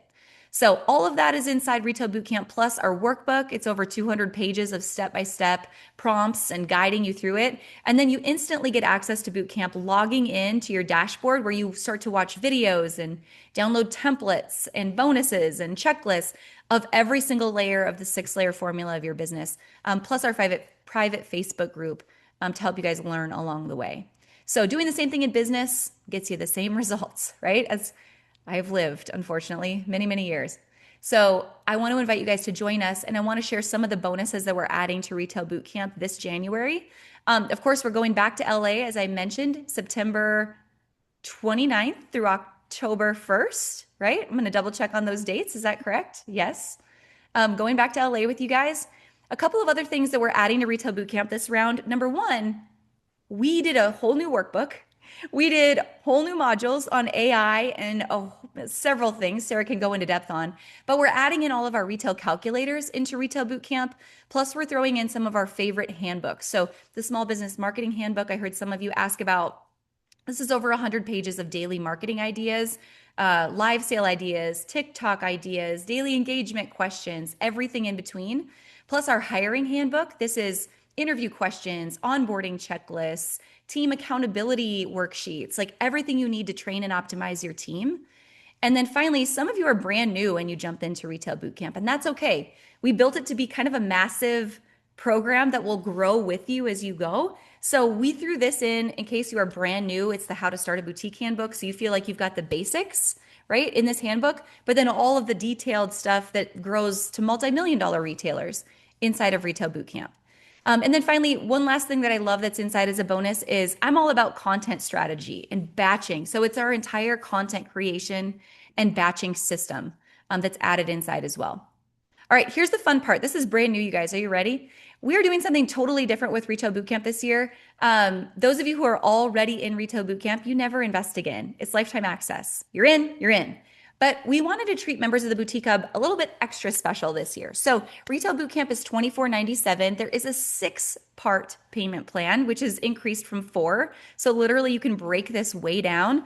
But if you're a member of the Boutique Hub, you actually get $500 off. So this takes it down to like what we used to charge way back when we started Retail Bootcamp. So in order to get that, we put the discount code for you guys on your Hub member dashboard and also in the members only group for membership. So if you scan this QR code, it should take you to your dashboard. The first thing you see is going to be access to your discount code. So you can grab the code and then use it on the checkout page. If you're not yet a member of the Boutique Hub, that's okay. We wanted to give you guys a code as well. So the code is Bootcamp 200, and that's $200 off. And literally we added these discount codes just for you guys who are here on Best Year Yet because you've already committed to being here and showing up and doing the work, right, for the next 3 days. So that's kind of our special perk and thank you to you. And I can come back to these slides later if you guys need me to. You just let me know.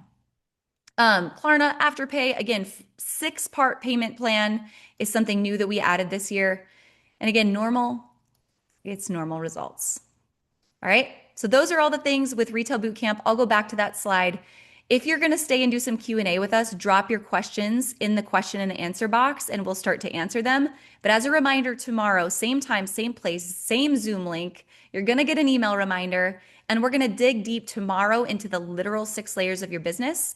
And then the final day, Jeff Fenn is going to join us and we are talking all thing ads, Andromeda, content strategy, and then also Samantha Connor planning out our markets year of 2026 as well. All right. So I'm going to put this screen back up, but you guys, let's do some Q&A on all the things we talked about today and get into it. Sarah, do you have some questions you want to start with? I do. And I want to address a couple of things in the chat. I saw some people say, I've already paid for retail bootcamp and semesters before. How do I re-enroll? You don't have to re-enroll, guys. Just check your emails. Just check your emails. We've updated the course a bunch this year. I added in a ton of new AI tools and AI trainings, security trainings. For all of you guys that know, recently a whole slew of small businesses, not just Boutique Hub members, small businesses had their accounts hacked, their credit cards compromised, their Shopify balance compromised, all the things. And so we've built in a lot more robust training on protecting your business and how to get those things back. And also more sales training. We had a lot of requests for more detailed employee sales training. So we've got that embedded for you as well. And also I amped up the employee section this round too. Just like, what are some red flags we need to be looking for when we're hiring people and as we're leading people? So we always say fire fast, right? And firing's expensive, but so was holding on to those employees too long. So some people were asking what improvements have been made to the course. So if you enrolled in it way back in 2018, just log back in again. You guys have access to all brand new updated things. You don't have to spend another dime to do it. The only time you would invest more money is going to LA again, or if you want to do the VIP experience. Those are the only other times you have to pay for anything. Once you've enrolled in Retail Bootcamp, you're a boot camper for life. So wanted to touch on that. Let's see. I did want to jump in to Shannon Carpenter. In the chat or in the Q&A, she said, what's a good benchmark for returning customer percentage? So this is a really big question. And one of the things you want to think about is, so if you had 100 customers come onto your site or into your store, and if you can get 20 to 40% of those to come back again, that's great. That is great. That's in a brick and mortar store, that's what we really want to go for. Now, online store, it's going to take a little bit more love and affection to get them to come in. So your return customer rate will be a little bit lower as far as I'm concerned in online stores. But in our brick and mortar store and the brick and mortar stores I work with, if we're looking at a return customer rate that's less than 20%, we have got a big problem. Okay. Do you want me to ask them for you, Sarah? Sarah, can you give me some examples of what you get your staff to do when they don't reach their daily goals? All right. Well, first we have to go back and ask why we didn't reach our daily goals. Was it a issue with traffic? Was it an issue with selection of products? Like our merchandising was wrong? What was the reason? What is our average order value? So maybe we had plenty of customers coming in the door, but instead of me selling my average order value at $78, my staff all of a sudden dropped that day and they sold $50 average order value. I have to look at my inventory and say, oh, shoot, did we run out of stocking hats? Did we run out of sunglasses? Did we run out of some of those average order upsells, right? Like those bundle items. It might not just be I need more customers to come into the door, but what happened when they got there? So the very first thing you'd want to do is learn. Ask some questions, right? Look at the transactions. Look at what got sold and what didn't. And one of the big things is set those benchmark, not just for how many sales do they need to make, what is that average order value supposed to be, right? But how many units per transaction do we want is our goal as well. So to say, hey, your average order value should be $78, I keep using that, but say it's $78 and I sell you a $120 blazer, is that good enough? No, it is not. I'm not patting you on the back for selling one blazer. Because our average order value KPI here at my store is 3, or units per transaction is 3. So that blazer dang sure needed a top and it needed a necklace. And I would want to know why you did not try to upsell or cross-sell those items. So there's a big difference in just making your sales goals, right?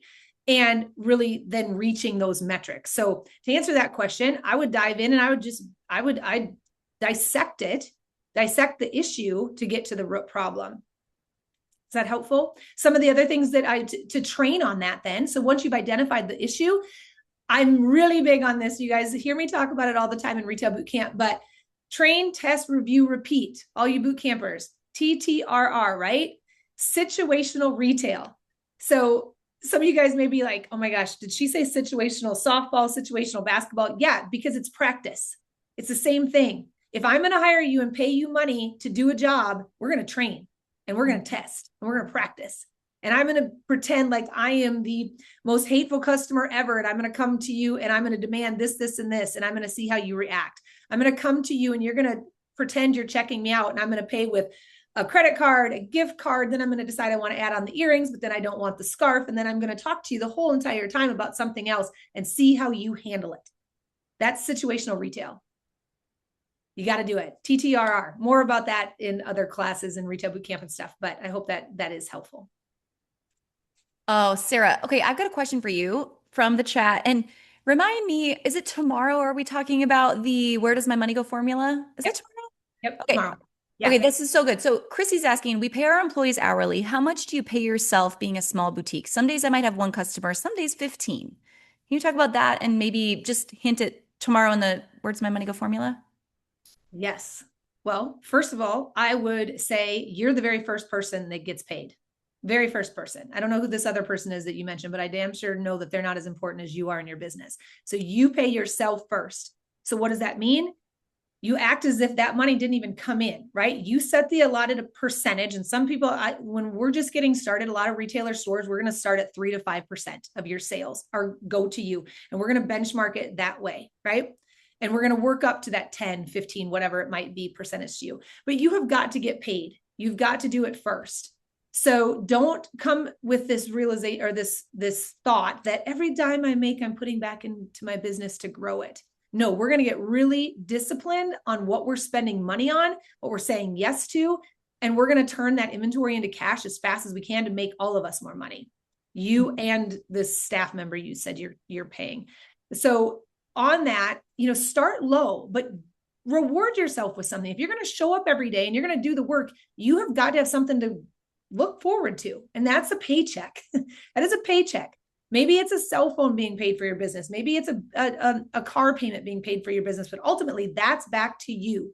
That is money you're not putting towards a new shelf or a new sign or whatever. So where to get started, as I believe that was your question, where to get started, be realistic. Let's start small. Let's say 5% of all sales of your sales are going back to you directly. So you're just working off a little bit smaller plate. That's the profit first plan. And I know I keep saying this, but this is something else we talk a lot more about inside Retail Bootcamp. And tomorrow here, show back up because we're going to build that budget out. And we're going to help allocate how much money you need to be setting aside for payroll, for rent, for overhead, admin, advertising, all of those things. But you will not get the leftover. You're going to get first place in that scenario every time. I love it. I'm going to just jump in. Sarah, you can read through some of the Q&As. You guys make sure you use the Q&A box and then we can kind of sort and organize all of your questions. But a couple of questions for you guys on membership versus retail boot camp. And this is really important. So I'm glad you asked. Someone just said, I think I'm a member, but I'm not sure. So if you're a member of the Boutique Hub, you would go to theboutiquehub.com/join. Like that's how you would become a member of the hub. If you're already a member, there would be a little login button and you should be able to log in and have access to your membership dashboard. When you're a member of the hub, you get access to several things. Number one is the community. So we have 14 different Facebook groups based on what you sell. If you're $1 million store, we have some subgroups based on sales volume as well. We have a member inventory exchange, so you can buy and sell and find inventory from other stores when you have overstock or you're looking for specific items. And then we have an entire membership based on wholesale brands. That's what Samantha Connor leads. So a lot of those wholesale brands that are members of the hub, they offer discounts to our members. So we look at it like your membership should honestly pay for itself based on the free shipping and the 5 or 10% off discount you get from so many different members. We also have about, Sarah, over 100 service providers that are members of the hub. And that might be like Christine Gray with She Profits Now, or it might be an attorney that specializes in trademarks or virtual assistants, people who we have vetted who are able to help you do some of the tasks in your business, people you can delegate to, right? And a lot of those vetted service providers also give discounts to members of the hub. So you've got the community, you have the discounts that are exclusive to members, the wholesale brands, the service providers. And then when you're a member of the hub and you log into your dashboard, there is an entire training library. So every topic we've talked about today, like a lot of that's in the training library. But the difference between that training library and something like Retail Bootcamp is you're either kind of like a DIY brain, like I'm going to go figure it out in all the hub's materials, whether it's the training library or our Ask Ashley AI bot, which is trained on all of our content plus all of ChatGPT. So you can use our AI tools. Retail Bootcamp's a little bit different in the sense that it's small group coaching, it's personal with Sarah and I, and then it's built in a very systematic fashion, like college. So we go through the 6 layers of your business, one step at a time, and every single layer builds on the next. So rather than you thinking about, man, I should learn email marketing this week, or I should figure out how to hire my first employee this week, we're literally going to hold your hand and go, no, this week we're going to focus on this, and we're going to make sure this is right before we move on to what's next week. So most of you want to be members of the hub because it pays for itself and it gives you discounts on things like the Boutique Summit or Retail Bootcamp. And then Retail Bootcamp is like the next layer, like college of where you're going to go for your continuing education. So hopefully that helps. There is a whole nother layer, which we'll talk about on day 3 with Jeff, and that's Boutique Hub Black. And that's typically where people go membership, Retail Bootcamp, Boutique Hub Black, and that's all about paid ad strategy. So all digital marketing, paid ad strategy, helping you optimize your conversion points. So yes, lots of layers. Okay, Sarah, back to you with questions. Okay, I got a couple of them here. How do you know how to price your items? Here's the thing. Keystone pricing is off the table. We here at the Boutique Hub and the oath that you took, I am asking you to also take an oath that you will not just keystone price your items, meaning if you invest in it at $10, you automatically price it at 20. We teach a much more detailed strategy here. I would ask you to look at that product and think, what will my customers pay for this? What will my customers pay for it? That is your true benchmark, not just a standard across the board 2.3 markup or 2.5 markup or 3-time markup, whatever it is. However, we'll talk more about this tomorrow, but your pricing strategy has got to absorb those discounts we just talked about, your expenses, and your profit. So you have got to be very mindful with pricing your products. So I'm sorry, but there is no clean cut. Yep, take the wholesale price and times it by 2. That does not work anymore.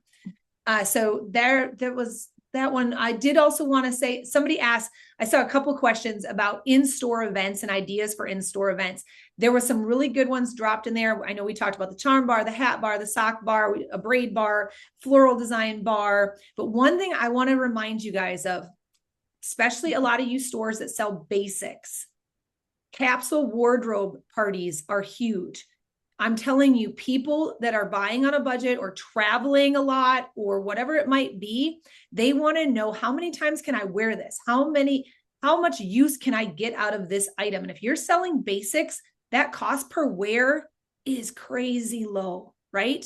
Crazy low. The amount you invest in this and you're going to be able to wear it how many times, how many ways, mix and match with so many different things. So if you cater to some professionals, if you cater to some travelers, if you cater to some career women that want to invest in some pieces and be able to get a lot of mileage out of them, capsule wardrobe or travel wardrobe parties are big. It's a great way for you to upsell, cross-sell all of your products, right? But give them confidence, give them the peace of mind on what to be investing in. So just as another thing, I wanted to show that out there. Braid bars, yes. I kind of like the idea of a brain bar. Actually, she said, "What's a brain bar?" And it's braid, but I mean, we could invent a brain bar, Sarah. What would you do at a brain bar? I don't know. Yeah, brain Get into bar. all the like NAD, like all the health supplements now. Hey, here's the thing. Here's the thing. If you guys are as we're going to talk about this a little bit more throughout the week, and we've built this into Retail Bootcamp. Every layer of Retail Bootcamp has an AI module built into it. You guys, your customers don't know about that. The majority of them do not know. Maybe you have a brain bar where they come in and you teach them how to use ChatGPT. You teach them how to organize their photos in their iPhones or whatever it might be. Who knows? I'm thinking brain, make them smarter, help them, help them help you ultimately. But yeah, if we're gonna go with brain bar, got all kinds of Lindsay's like, we'll take a puzzle competition. I'm like, okay, I'm into puzzles these days. Like, what great, like, get me off my phone. Such a great thing. I like puzzle competitions. Yeah. Yeah. Okay. Crystal says, do we need to have a retail background for this? Or is retail bootcamp a good starting place? Or should I take a general business course? Okay. I'm here to tell you, and I think you guys that are in retail bootcamp in the chat can probably attest to this.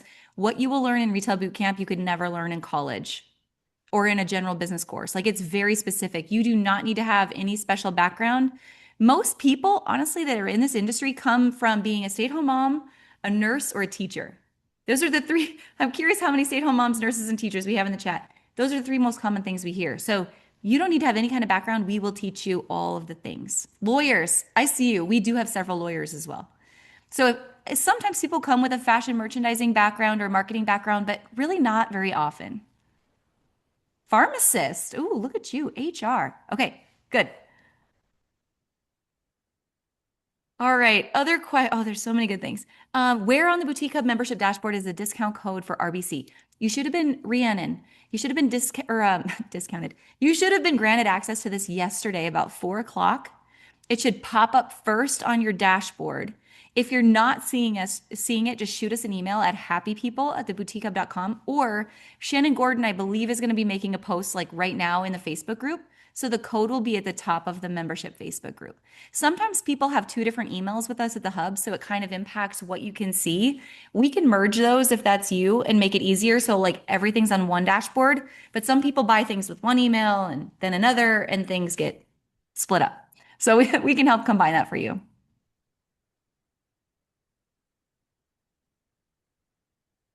Okay, questions about VIP and the one-on-one meetups. Let me answer that. So that's another opportunity in Retail Bootcamp that we do. We limit it to 20 stores. So you'll see if you're interested in Retail Bootcamp and you go down to the little checkbox and it'll say like, yes, I want the VIP upgrade. It's only limited to 20, so it'll probably be gone by Saturday. How that works is it's like a mini mastermind for Retail Bootcamp students each semester. So we meet 4 times as a small group. It'll be with myself, Sarah, Jeff, and then Shannon. Shannon is our content queen. And we talk about all the different lessons that we're going through in Retail Bootcamp, and we kind of take them up a notch and then coach you through them on a one-on-one basis. You also get one-on-one coaching with Sarah. So I encourage you, if you're going to be VIP, take the one-on-one call with Sarah first. She'll help you through the numbers, the team, the inventory management side of all the things. The things we'll hit up first in Retail Bootcamp. And then you get a one-on-one with me. And I'll go through, I do a lot of website audits, content audits, social media audits, CEO strategy audits. We'll go through, you'll do one-on-one coaching with both of us. And then you also get a one-on-one with Jeff Fenn on our team. And Jeff is like a digital marketing superstar. Have I ever called him that before, Samantha? A digital marketing superstar. I hope he's listening. But he's going to go do a website audit with you, and then he's going to help you with ad strategy or reviewing like the conversion rates and just like how to optimize your website. He'll kind of go whatever direction you want him to go. So that's what's included in VIP. And again, it's limited to 20. So that'll be gone pretty soon. Those of you who are listening who are already members and have done Retail Bootcamp in the past, you get first dibs on that. So I posted that in your group yesterday. So jump in on that. We try to give you guys first dibs when that opens up. What are the expected expenses for LA? Great question. So there's a ticket to come to LA. That helps us cover like food, busing, all the events that we're going to put together for you over 3 days. And then we're going to teach you how to buy directly in LA. Actually, Samantha Connor, do you want to answer this question rather than me answer it for you? Yes, This is your baby. It is my baby. I love this trip. We always say this is our favorite trip of the year because we get to be with you guys, boots on the ground in LA. So we try to cover the majority of your meals. So we're looking for you to cover hotel and airfare. and then you'll purchase your ticket, which helps us, like we said, with the education pieces and some other things that we offer. But what you're looking at is hotel and airfare, and then the food and the drinks and most of the other food are covered. So we'll send out that itinerary as we get closer. But last year was the best one we've had yet, and we're looking to just even make this one even better. So 2 nights of cocktail parties and dinners, lunch while you're shopping, and breakfast usually provided by one of our amazing or 2 of our amazing brands. Thank you, Crystal. Okay. Let's see. What other Can questions? I answer one? Kayla, Kayla, I'm typing it out, and I apologize as I'm like mass typing. I'm sure this is where some typos are coming from. Hopefully you guys can read through it. But Kayla in the Q&A says, in a small town, I have a really hard time marking up anything higher than a 50% markup. If things are over a dollar amount, customers don't buy items. I'm unsure how to handle this. Okay, so when I started typing you, I realized I wanted to share because I'm sure that a lot of other people are in the same boat. So one, small business or small town, get rid of that mindset, right? That is we are seeing lots and lots of stores, even in our mastermind program, that they're in a small town, but they are able to sell higher price items. They're able to reach over the $1 million sales marks, all of those kind of things. So don't just assume if you're in a small town that that's not possible. But the other thing that you are going to do as you get to know your business, you get to know your customers, you're going to get to know, like, what is your true offering and what is that worth? Right? There's value behind your customer service. There's value behind your offering. There's value behind the education and the experience that you are delivering. You are not the Dollar General down the street or the dollar store or Fred's or whatever it might be.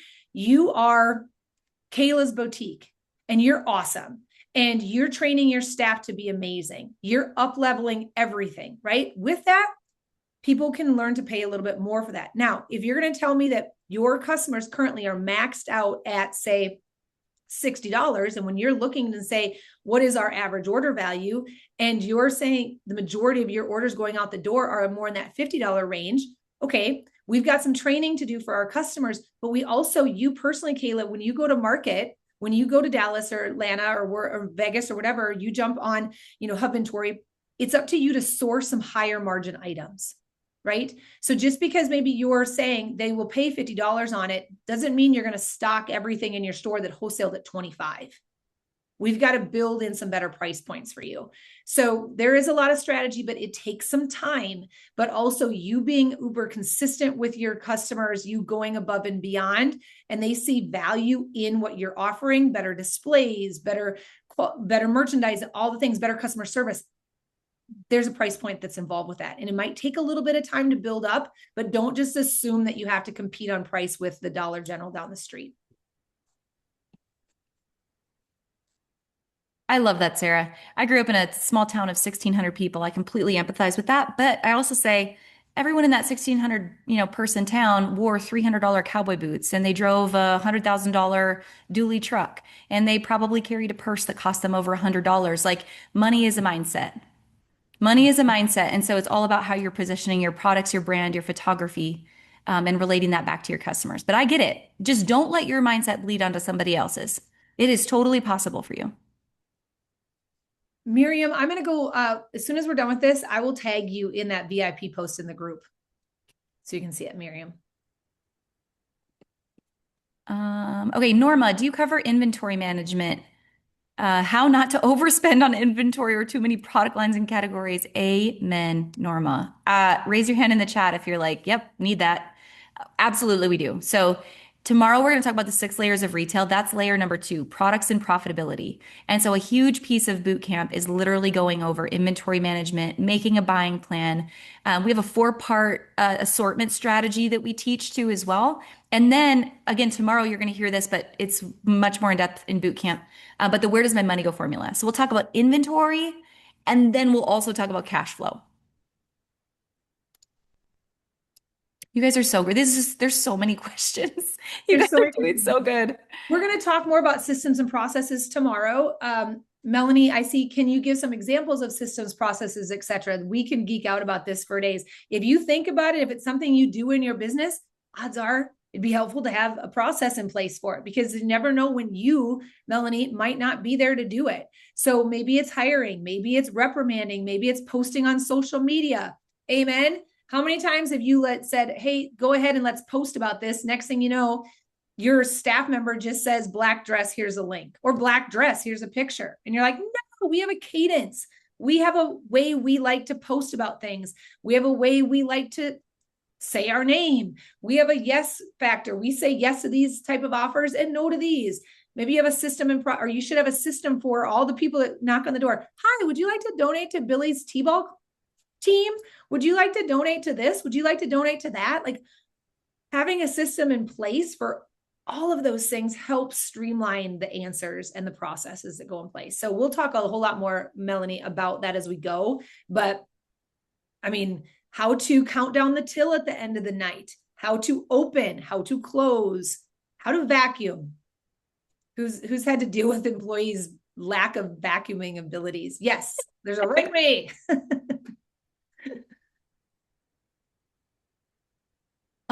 Sarah, someone just mentioned wiener dogs in the chat. I know. I saw it. I met, well, maybe it's somebody else. Somebody sent a message that said, I'm here for the wiener dogs. Oh my God, you guys, if you listen to the podcast Sarah and I just did, like, was it last week?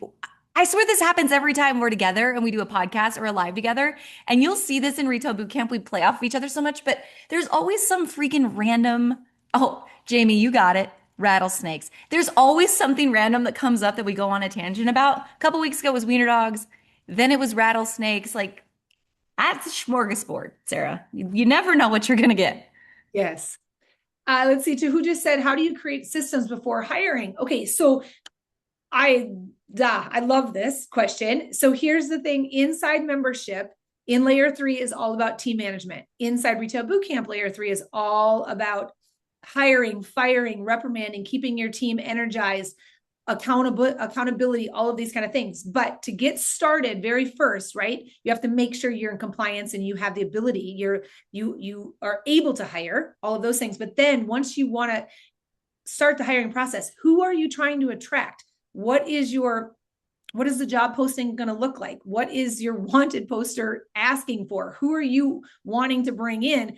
How are you going to interview them? Do you have a cadence in systems and process in mind for questions you're going to ask them? How are you going to rate them on a scale of 1 to 5, or, green for go, red for passing on this one? What is your plan for that?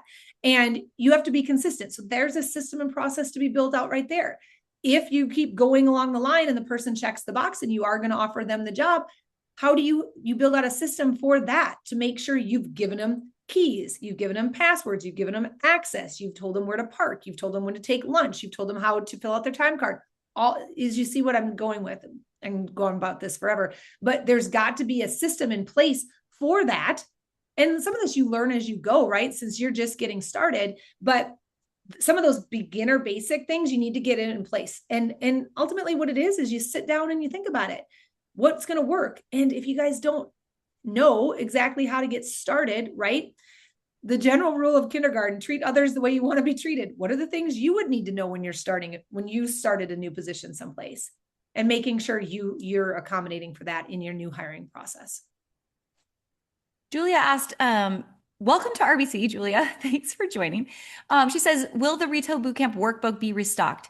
If someone on our team could check on that, it should be fully stocked right now, which is odd.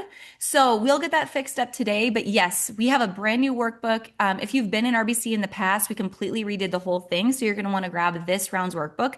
You can download it, print it yourself from the modules, DIY it, or we print it, bind it, ship it to you directly because it's over 200 pages. So that's the one that will be, yes, restocked. I'm not sure why that's not fully in stock right now, but. Yeah, you guys, it is 438 pages. Oh, it's over 200. It's a beast. It is a beast. Oh my God. That's like a ream of paper. It's a beast. I know. You guys, I'm so sorry. You might think like, Jesus, that is overkill. And I went through it 25 times to see what I want to take out. And I was like, nope, this is relevant to this type of boutique owner. This is relevant to this person. There's so many good things in there. Oh my gosh. Okay. You guys, just doing a time check. If you are still here, thank you for staying till the end. There's several hundred of you still here. If you had to jump off, totally good. No worries. Tomorrow, 10 o'clock Central Time, same Zoom link. We're going to dig into it even deeper, but I'm happy to stay on for a couple more minutes and try to get a couple more questions answered. Sarah, you good? Oh yeah, I'm good. A Yes. little bit I'm more? good. And Amy, yes, the workbook is new. Yes, there's still some of the other information in it, but we added all the brand new information into the workbook. Yeah. That's You even guys looking for the link in your workbook. So once you join the Facebook group, it's pinned to the top. Actually, I think I got to double check that it's pinned to the top. It's on your welcome module on the dashboard and it's in your welcome email. So you should have access to it in all those different places. Um, okay. Is Retail Bootcamp once a week for 6 weeks on Zoom? How long per session is it? So, on a weekly basis, here's how I would budget my time. We go live every Wednesday at 10 a.m., usually for about 90 minutes. Sometimes like this, Sarah and I just want to make sure all your questions are answered. So we'll spend the last 30 minutes just doing solid Q&A. So budget that time every week for 14 weeks. Every Wednesday, that's your time. Block it out. If you would like to go above and beyond that, I highly recommend you do. Find another hour you can fit in during the week to watch the online modules. So there's 6 layers in Retail Bootcamp. We take 2 weeks per layer. And then we have some extra weeks we spend together at the end. So that's why it's 14 weeks. The cadence should be that you watch for an hour, like you watch the pre-recorded modules, learn the lesson, and then come to the live on Wednesdays. And then that's when we're going to dissect all of it together and answer your questions. Now, as a bonus, we have the guest experts that come in on Thursdays. Find the ones that are relevant to you and come and join us when you can. But at minimum, plan for Wednesday and then plan that other hour of the week. Jessica. Jessica has one more question.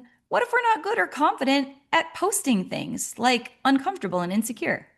Jessica, I would 100% tell you, you are absolutely not alone. And if you guys are still listening, how many of you were Jessica when you started? Like, posting was uncomfortable. It didn't matter how many years you were in business or how successful your business was. Like, man, putting your face on camera is tough.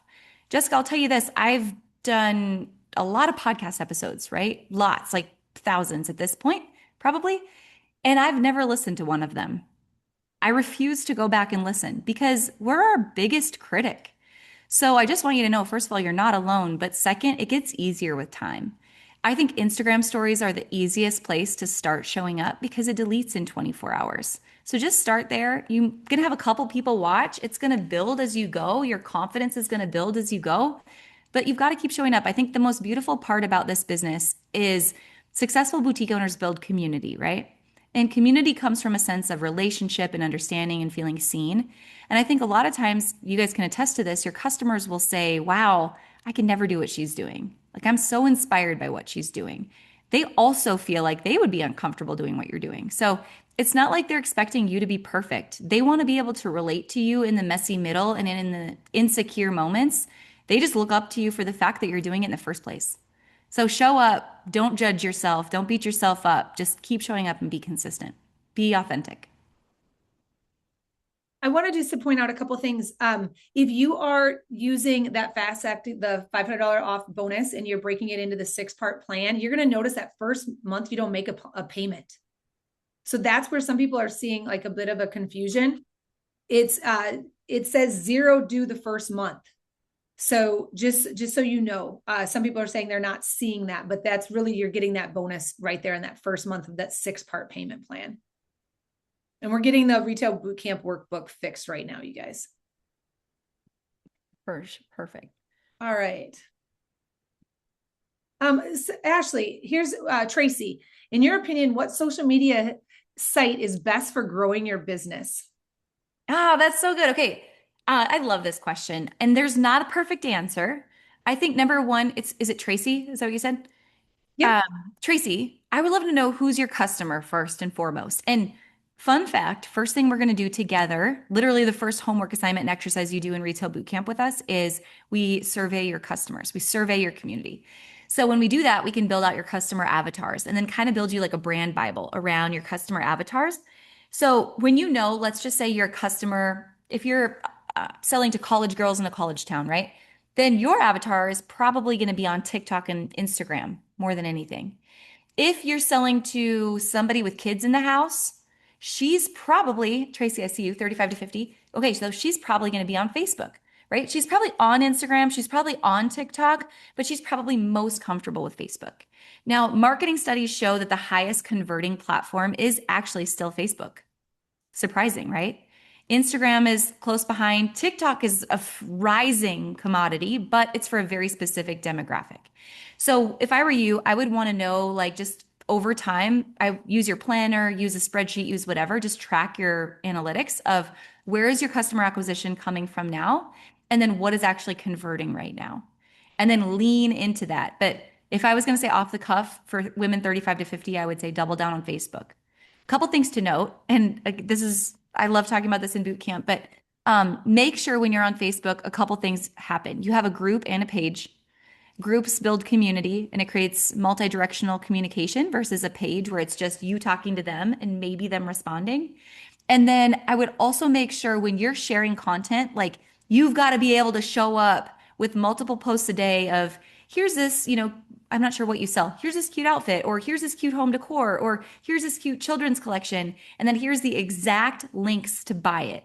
So don't assume people know how to buy with you. They don't know to go to your storefront. They don't know to go to your website. You have to say, snag it here. And here's the exact URL of where you're going to get these items. So content plan, photography plan, consistency plan of showing up on that platform, clear call to action on how to buy that. Call to action. CTA is call to action. 25 to 45, I'm still going to lean Instagram and Facebook, and I would dabble in TikTok. Coco and Coast, you have a beautiful Instagram. Your content is so stunning. Yes, all three of those for you. I use Instagram and I cross-post it to Facebook. Okay, Tracy, I'm going to pick on you. The reason that doesn't work is number one, you're probably pulling hashtags from Instagram to Facebook and they're not relevant anymore. And number two, you can't drop a link in the caption on Instagram. So it makes your Facebook post worthless. So you can't, I know it seems easy and you feel like you're being super productive. But you've got to separate them because on Facebook, they're sisters and they're not twins. So you've got to be able to drop that direct link on Facebook. Oh, you're fangirling. No, I agree. Your content's beautiful. I've seen it. Okay. What else you got, Sarah? To answer Emily Powers, she says, 16 years in business, trying to get in the CEO mindset instead of entrepreneur. How do I get my staff on the train after so many years? I feel like every time I try to get there, it's 2 steps back. Okay. Great question. I'm so glad you asked. And I know that there's other people dealing with the same thing. And so if you guys have a question, this is our big thing in Retail Bootcamp is, being vocal and asking this question because somebody else is thinking the same thing. Whether you've been in business 16 years, like Emily, or you've been in business for 6 months, how the people that you employ, how their energy is in a day-to-day trickles onto your customers, which trickles into your bank account, right? So you may have this mindset shift and your customer or your staff may be still in this, I don't know, a different mindset, right? Not as amped up, not as into KPIs, not as into metrics, not as into sales goals, all these things, because you maybe have been a little bit more entrepreneurial over the last few months, few years. And now it's time to make the big change. Okay. So here's my first thing. I would get together in a team meeting and I would own and acknowledge where I was as the boss in the past. And I'd say, this is what I am doing. I am saying no to this, this, and this. I'm saying yes to this, this, and this. These are my goals. And then after you've told them a lot about you and the shift you're making, invite them in on this. It's almost like hey, let's gather up. We're a united front. I'm going to need you on my team to help achieve these things. And this is how we want to do it. What do you see? Susie, Gabrielle, Damien, what are you guys seeing? Where do you want to be? Where do you see this business could go? And if you're hyped and excited about it and you're like, hey, the sky's the limit. Let's go do this thing. Give them a voice, get them on board. Because they very well may be sitting there saying, oh my gosh, thank God Emily answered. Because this process we do right back here in the back room is crazy. We got to change it. And I think based on our customer traffic, if we opened 1 hour later, one night a week, XYZ could happen, right? Give them that voice, kind of get them on board. So first of all, invite them into the game. Don't be that entrepreneur, I'm doing it myself and you guys are just here as puppets to do what I tell you to do when I tell you to do it. The name of the game for employees now is advancement. They want to dream big. They're all the time looking at other opportunities. They see it, right? Or if they're really complacent, like, nope, I show up, I do the deal, I go home, have a conversation with them about that too. It's a new year, new you, new business. So have that team huddle and have them often and assess where you're at. So Emily, I hope that it empowers you to like sit back after this best year yet challenge, after the week is over together, and you sit down and say, where do I want to go? I'm going to fill out that pyramid, and then I'm going to get my team together, and I'm going to ask them to fill out their own goal pyramid, work pyramid, right? Like, let's do this together. And then from there, hopefully their energy and excitement is up and you can really start moving the needle on some of your goals that you established. But yeah, it is. If you've kind of been going through the motions for the last number of years, I'm sure they have been too. So it's a little bit of a revival for everybody. I love it. Someone just asked 2 wholesale questions in the chat. Samantha Connor, what is the benefit of being a wholesale member of the Boutique Hub? And then is Retail Bootcamp also beneficial for wholesalers? Yes, yeah. Well, first of all, it is very beneficial for wholesalers. I saw several people pop in and say, hey, I was a wholesaler and I took it. There's 2 benefits. One is you're going to get all the knowledge that you can use inside your business to grow it and scale it just like the retailers are. But 2, you also get that networking aspect. Like imagine how awesome it is to be in a room with all of these retailers. I think that's a great opportunity.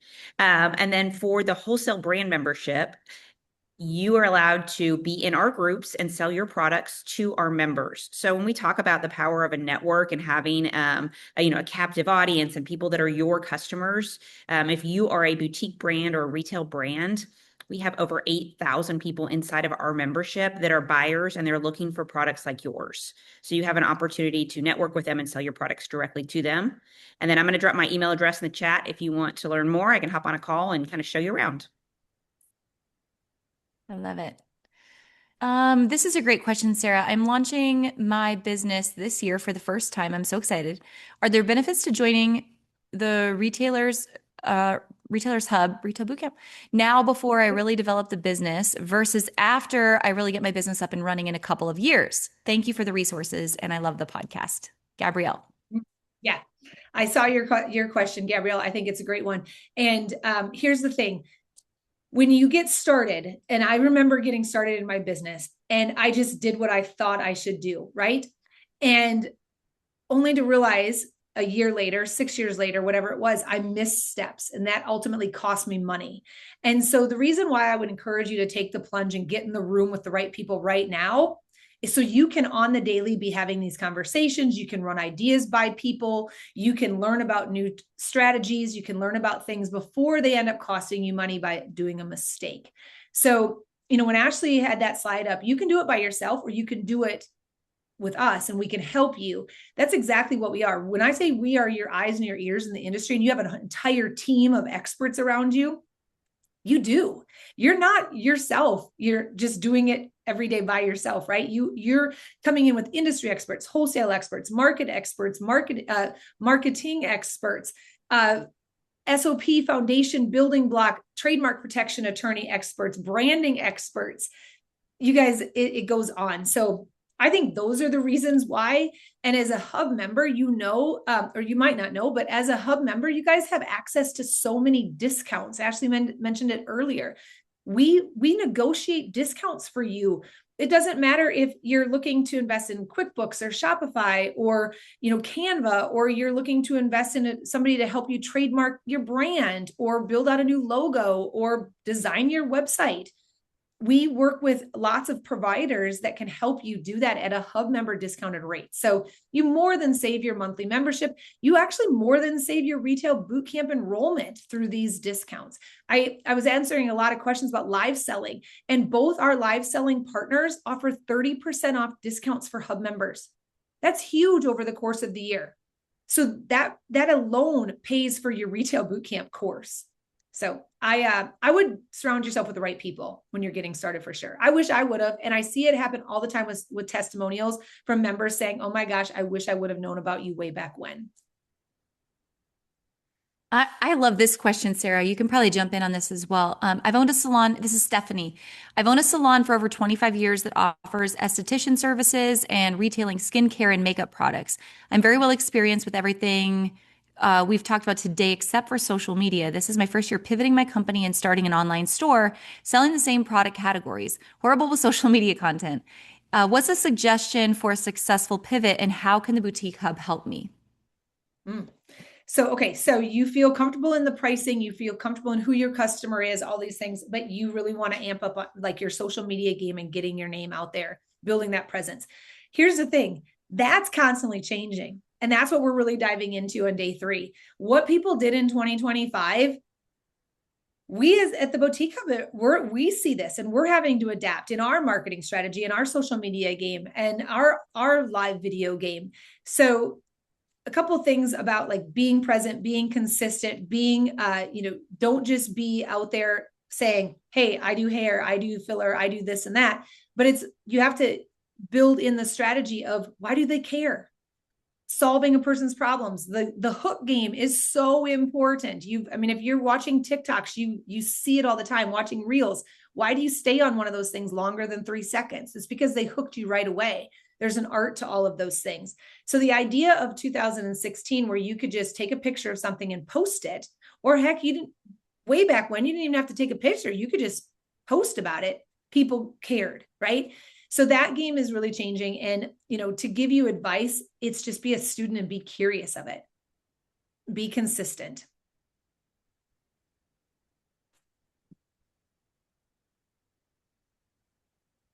All right, let's see. I'm seeing a lot of questions about, look, the workbook is back up. Yay, thank you. The workbook is fixed. That's there. Okay, so Laurel, my store is in a tourism area, so 80% of my traffic is new people. What do you recommend and how to build a loyalty program?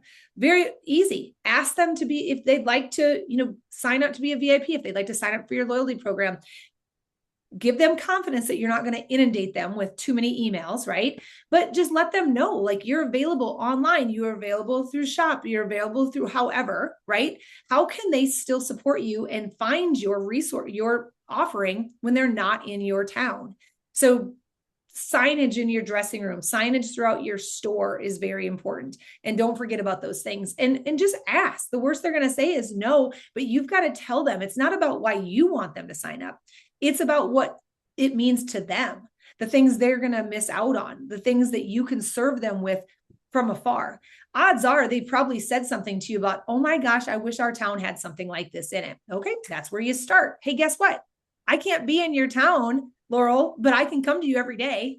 Sign up for our VIP or sign up for our loyalty program, and you're going to get me in your social inbox. You're going to get my emails. You're going to know what we have going on. So when you go home and you go to the coffee shop, everybody's going to ask you, oh my gosh, where did you get that? And you're going to say, yeah, little secret, or I bought it when I was on vacation. And I'm on their VIP program. They send me stuff all the time. That's as easy as that. And something else, you guys, real quick, just a tip.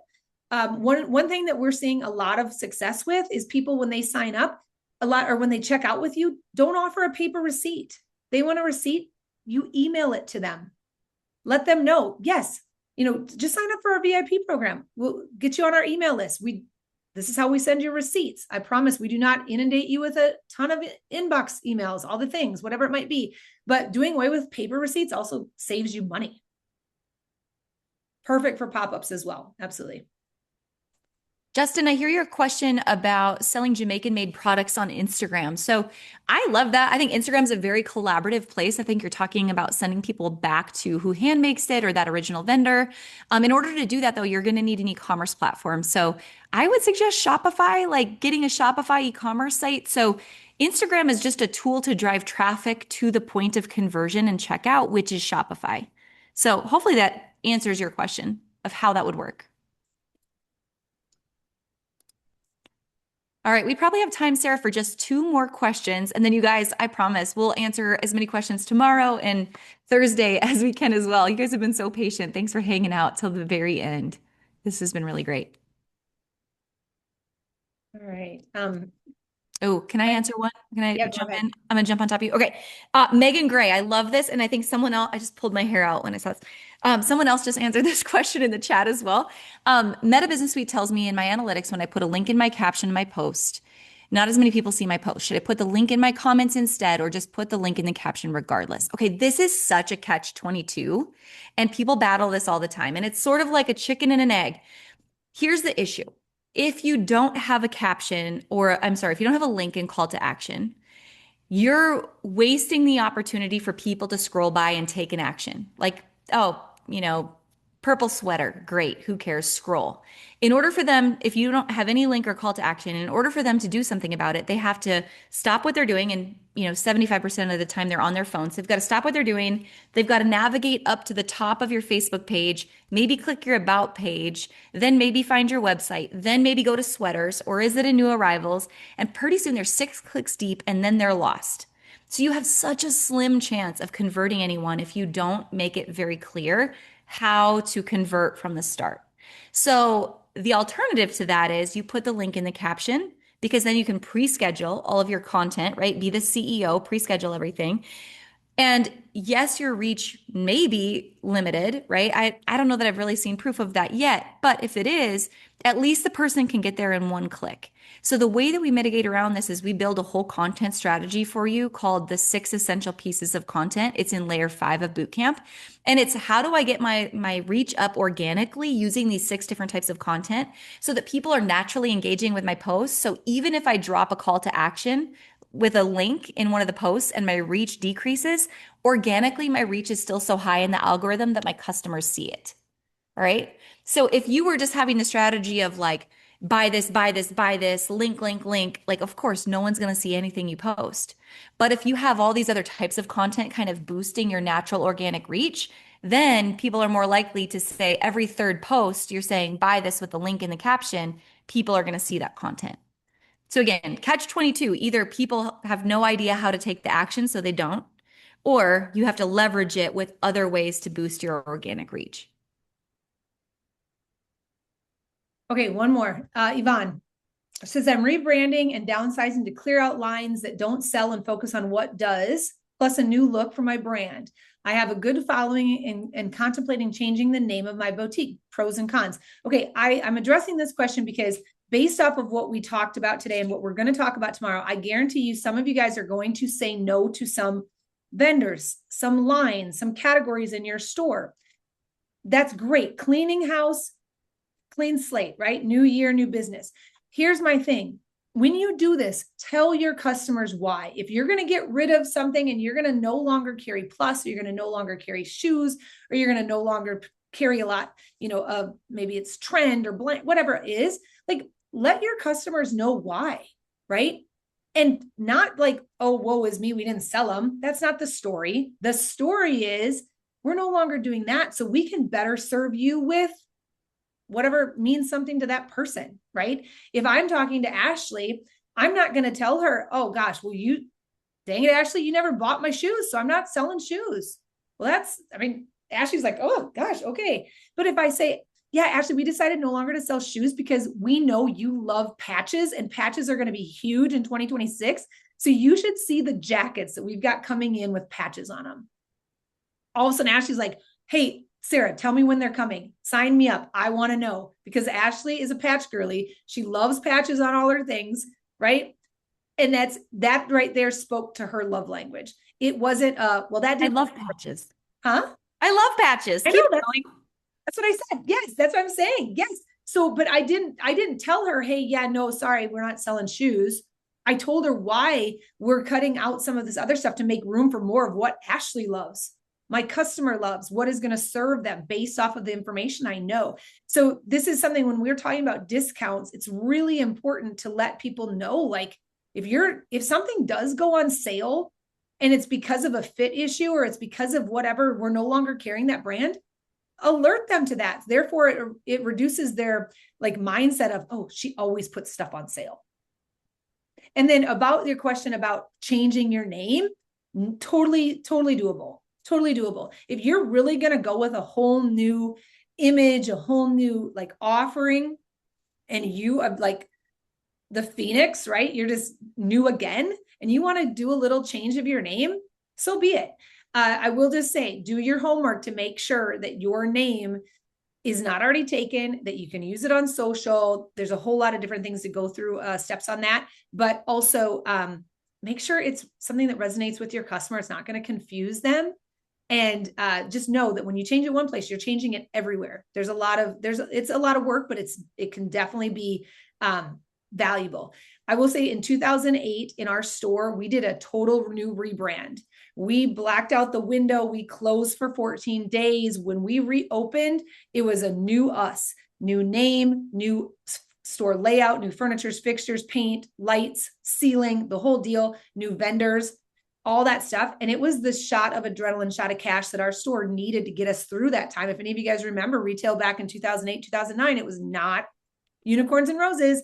But I honestly think if we would not have done that at that time, we would have fallen very stale and it would have been bad. It would have been really, really bad. So I think a revamp is necessary. Look at rebranding. I mean, Coca-Cola, McDonald's, everybody has done it over time. Stay fresh. Stay fresh. Okay. Woo, you guys, holy smokes. That was a lot of Q&A. It was awesome. I love that. Sarah, that's like one of my favorite parts. I think it's yours too, like rapid fire. All right. Hopefully today was helpful to you guys. Thank you for hanging out till the bitter end. I can't wait to be back with you tomorrow. Seriously, this is our favorite time of the year. No joke. We've got a lot more to cover tomorrow. Bring your workbook, bring your questions. Don't forget to, pop it up on Instagram to be entered in that giveaway. What else am I missing for tomorrow? Be here, be there, be square, be there, be square, right? Bring your water, ladies. Everybody is wanting to increase their water take. So everybody bring their water to class tomorrow. Ashley, that's you. Oh, you got me. Okay, fine. Deal. Okay, you guys are great. Yes, we will have this recorded. We'll send it to you at the end of the week. But show up live anyway. It's way more fun live. Man, there's so many good questions we didn't get to. I apologize. You guys keep coming back though. And as always, email happypeople@theboutiquehub.com. Happypeople@theboutiquehub.com. We can help you if we didn't get your questions answered here. Yes. Wiener dogs and rattlesnakes. It's coming up again in the chat. Okay. I love it. Thanks for being here, you guys. We'll see you tomorrow. Thanks, guys. Have a blessed day. Bye-bye.